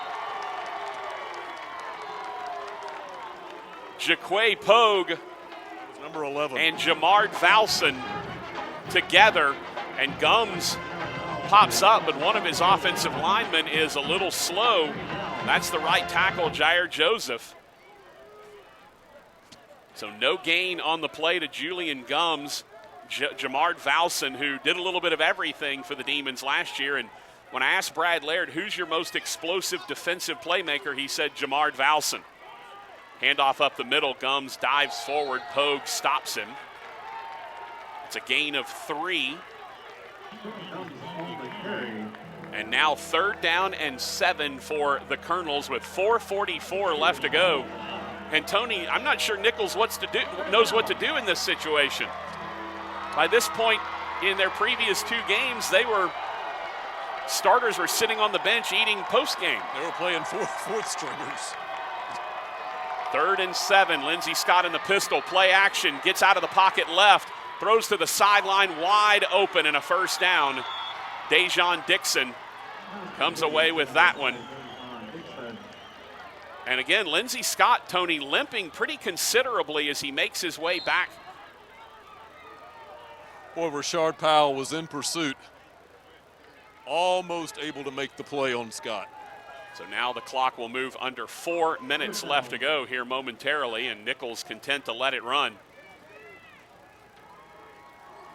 as they pick up a massive third down conversion. 2 receivers right, 1 to the left. Inside handoff, Gums again, dances around, finally is dragged down. Gets 5, maybe 6. We got some late pushing and shoving. And you wouldn't expect Nicholls to snap this football until 1 or 2 seconds left on the play clock every time. Demons played Nicholls to within 10 at their place back in October of 2019. That was part of that 7-game losing streak that the Demons endured to start the season before they won 3 of their last 5. Scott will keep on the counter back to the left side. He is met and dropped a half a yard shy of the first down. Ball came out late. They're actually going to say a full yard shy of the first down. And again, Lindsey Scott very slow to get up. 3rd and a yard from the 49-yard line. Clock moves under 3 minutes left to go. Demons have to get a stop here, or you're going to have to start using your timeouts. Scott calls for it. Hands off up the middle. Gums will spin and have the first down at the Demon 49-yard line. So back-to-back third down conversions by Nicholls has them in place to win their 3rd consecutive game to open this season. As the clock moves with 2:35 left to go, Nicholls will have to snap this football with about 8 seconds, 2:08 or so. Demons with 2 timeouts. Got to figure if you get a stop on first down, Brad Laird starts calling his timeouts. Demons down 31-24 in this one. 1st and 10 Colonels at the Demon 49. They snap it with 5. Gums drags tacklers forward as the Demons are trying to tackle the football. Then the big O-line comes in and pushes him forward for an extra couple of yards. Brad Laird not calling a timeout here as the clock moves under 2 minutes left to go. Interesting, Brad Laird not using one of his 2 timeouts. It'll be 2nd and 2. Nicholls can run it down to about 1:23 or so before they have to snap it. They remain in the power formation, 2 receivers, 1 to either side. They've stayed basically 2 tight ends most of the game. Handoff to Gums. He'll pick up the first down, and that should just about do it. As he goes over left tackle to the 35-yard line, Brad Laird's now going to call his 2nd timeout, but result of the play is first down. Timeout Northwestern. For 2nd and a half. A 30-second timeout. It's about academic at this point. But, Tony, you can't argue with the fight we've seen from the Demons, hamstrung a bit by the passing game or the lack thereof. This NSU team defensively stood up multiple times, offensively made some plays. I like the mettle of this team that we've seen against the number 7 squad in the country. If they're able to keep Nicholls off the scoreboard the final 122, they will have played the 7th-ranked team in the country to a touchdown. And considering that Nicholls has played 2 games before tonight, and this was Northwestern's first game in, what is it, 471? Yeah. 471 days, and this coaching staff, you know, without a game being played, they felt like they knew what they had, but there's only so much that you can take away from practice. They'll have a better idea after this ball game. They'll have a game of film to look at for the quarterbacks to look at. So, yeah, you would have loved to have had the win, but not too bad losing by 7 to the 7th-ranked team in the country. I asked Brad Laird in his office, I said, do you even know what you're going to get today? And he said, I'll be perfectly honest with you. He said, I really don't. He goes, normally I would have a decent feel for a team, he said, but this has just been such a bizarre off-season, starting and stopping. Their 3rd final of the half. A 30-second timeout. Gums, by the way, that was his 35th carry of this ball game, as they have absolutely grounded with Julian Gums. 50 rushes, now 51 rushes for this Nicholls team. They're about to run their 85th play of the game. Demons have run 54. Colonels have just under 550 yards of offense. But Brad Laird said, honestly, I don't know what to expect just because you haven't really had any sort of rhythm to an off season. And I think, Tony, he's going to be pretty pleased with what he's seen out of this squad. I think so, Patrick. Obviously, to me, the biggest area of concern is the passing game and the consistency on offense, but you sure like the looks of these explosive running backs. Nicholls could actually just kneel on the ball if they wanted to. They hand to Gums. That'll give the Demons an opportunity to try to rip the ball out. I'm not sure why you run it there. Now we get a stoppage of play. Did the ball come out? I didn't see anything that looked like it. I'm not sure why they're stopping play. I don't see a flag anywhere. No, but three of the officials are talking. They stopped the play and came up, but no flag was thrown, at least that I've seen. Please reset the game clock to 1 minute and 8 seconds. The play clock to 40 seconds, please. All right, it'll bring up 3rd down and 5 for the Colonels. Demons have no timeouts left. With 1:16, the Colonels could have knelt on it twice and been out of here. Knelt on it on 2nd down, run the clock down under 40, kneel on it on 3rd down, and that's your ball game. But now the Colonels are going to have to, well, again, you don't even have, just kneel on the ball once the clock gets under 40 and you're done, but the Colonels are going to take a timeout here. The play clock is moving, the game clock is moving. The game clock just went under 40 seconds. If Nicholls runs to the line and kneels on it, the ball game's over right now. But they're going to run the clock down to 1 on the play clock and call a timeout. Well, Tony. Timeout, Nicholls. Their second timeout of the half. 30 seconds duration. This is, I believe this is what you call overcoaching here. I'm sure Nicholls has the victory formation in hand. They've won twice, 87-3 and 55-0. I'm sure they know how to run the victory formation. Oh, actually, how about this, Tony? I don't know if you can see this on the far side, but Lindsey Scott is actually going under center on the far side, practicing taking snaps from under center so that he can kneel on it. So apparently Nicholls hasn't had the victory formation in hand. This is new to them. This is wild. Now, of course, Brad Smiley, the offensive coordinator for the Demons run the victory formation out of the shotgun, which he and I had words about his first year. We were joking with each other. I said, look, you're going to drive me crazy with the shotgun kneel down. And he said, man, we do nothing but shotgun. Why would I ask my guy to go under center all of a sudden? So Lindsey Scott, who just practiced 3 under center snaps, goes under center, takes it and kneels on it, and that's your ball game. Well, that last minute and a half took way longer than it should have. But the game's over. I don't think Nicholls even realizes the game's over. Now they finally figured it out. Oh, they're running to get the NSU trophy. Which is interesting since Nicholls no longer goes by NSU. And they asked to be referred to as Nicholls. Yeah, they don't even want to be called Nicholls State. Right. So I don't know why they're celebrating with the NSU trophy when they aren't actually referring to themselves as NSU anymore. So that's your final. Northwestern State comes out on the short end of the stick, but definitely played well against the number 7 team in the country. The Demons fall 31-24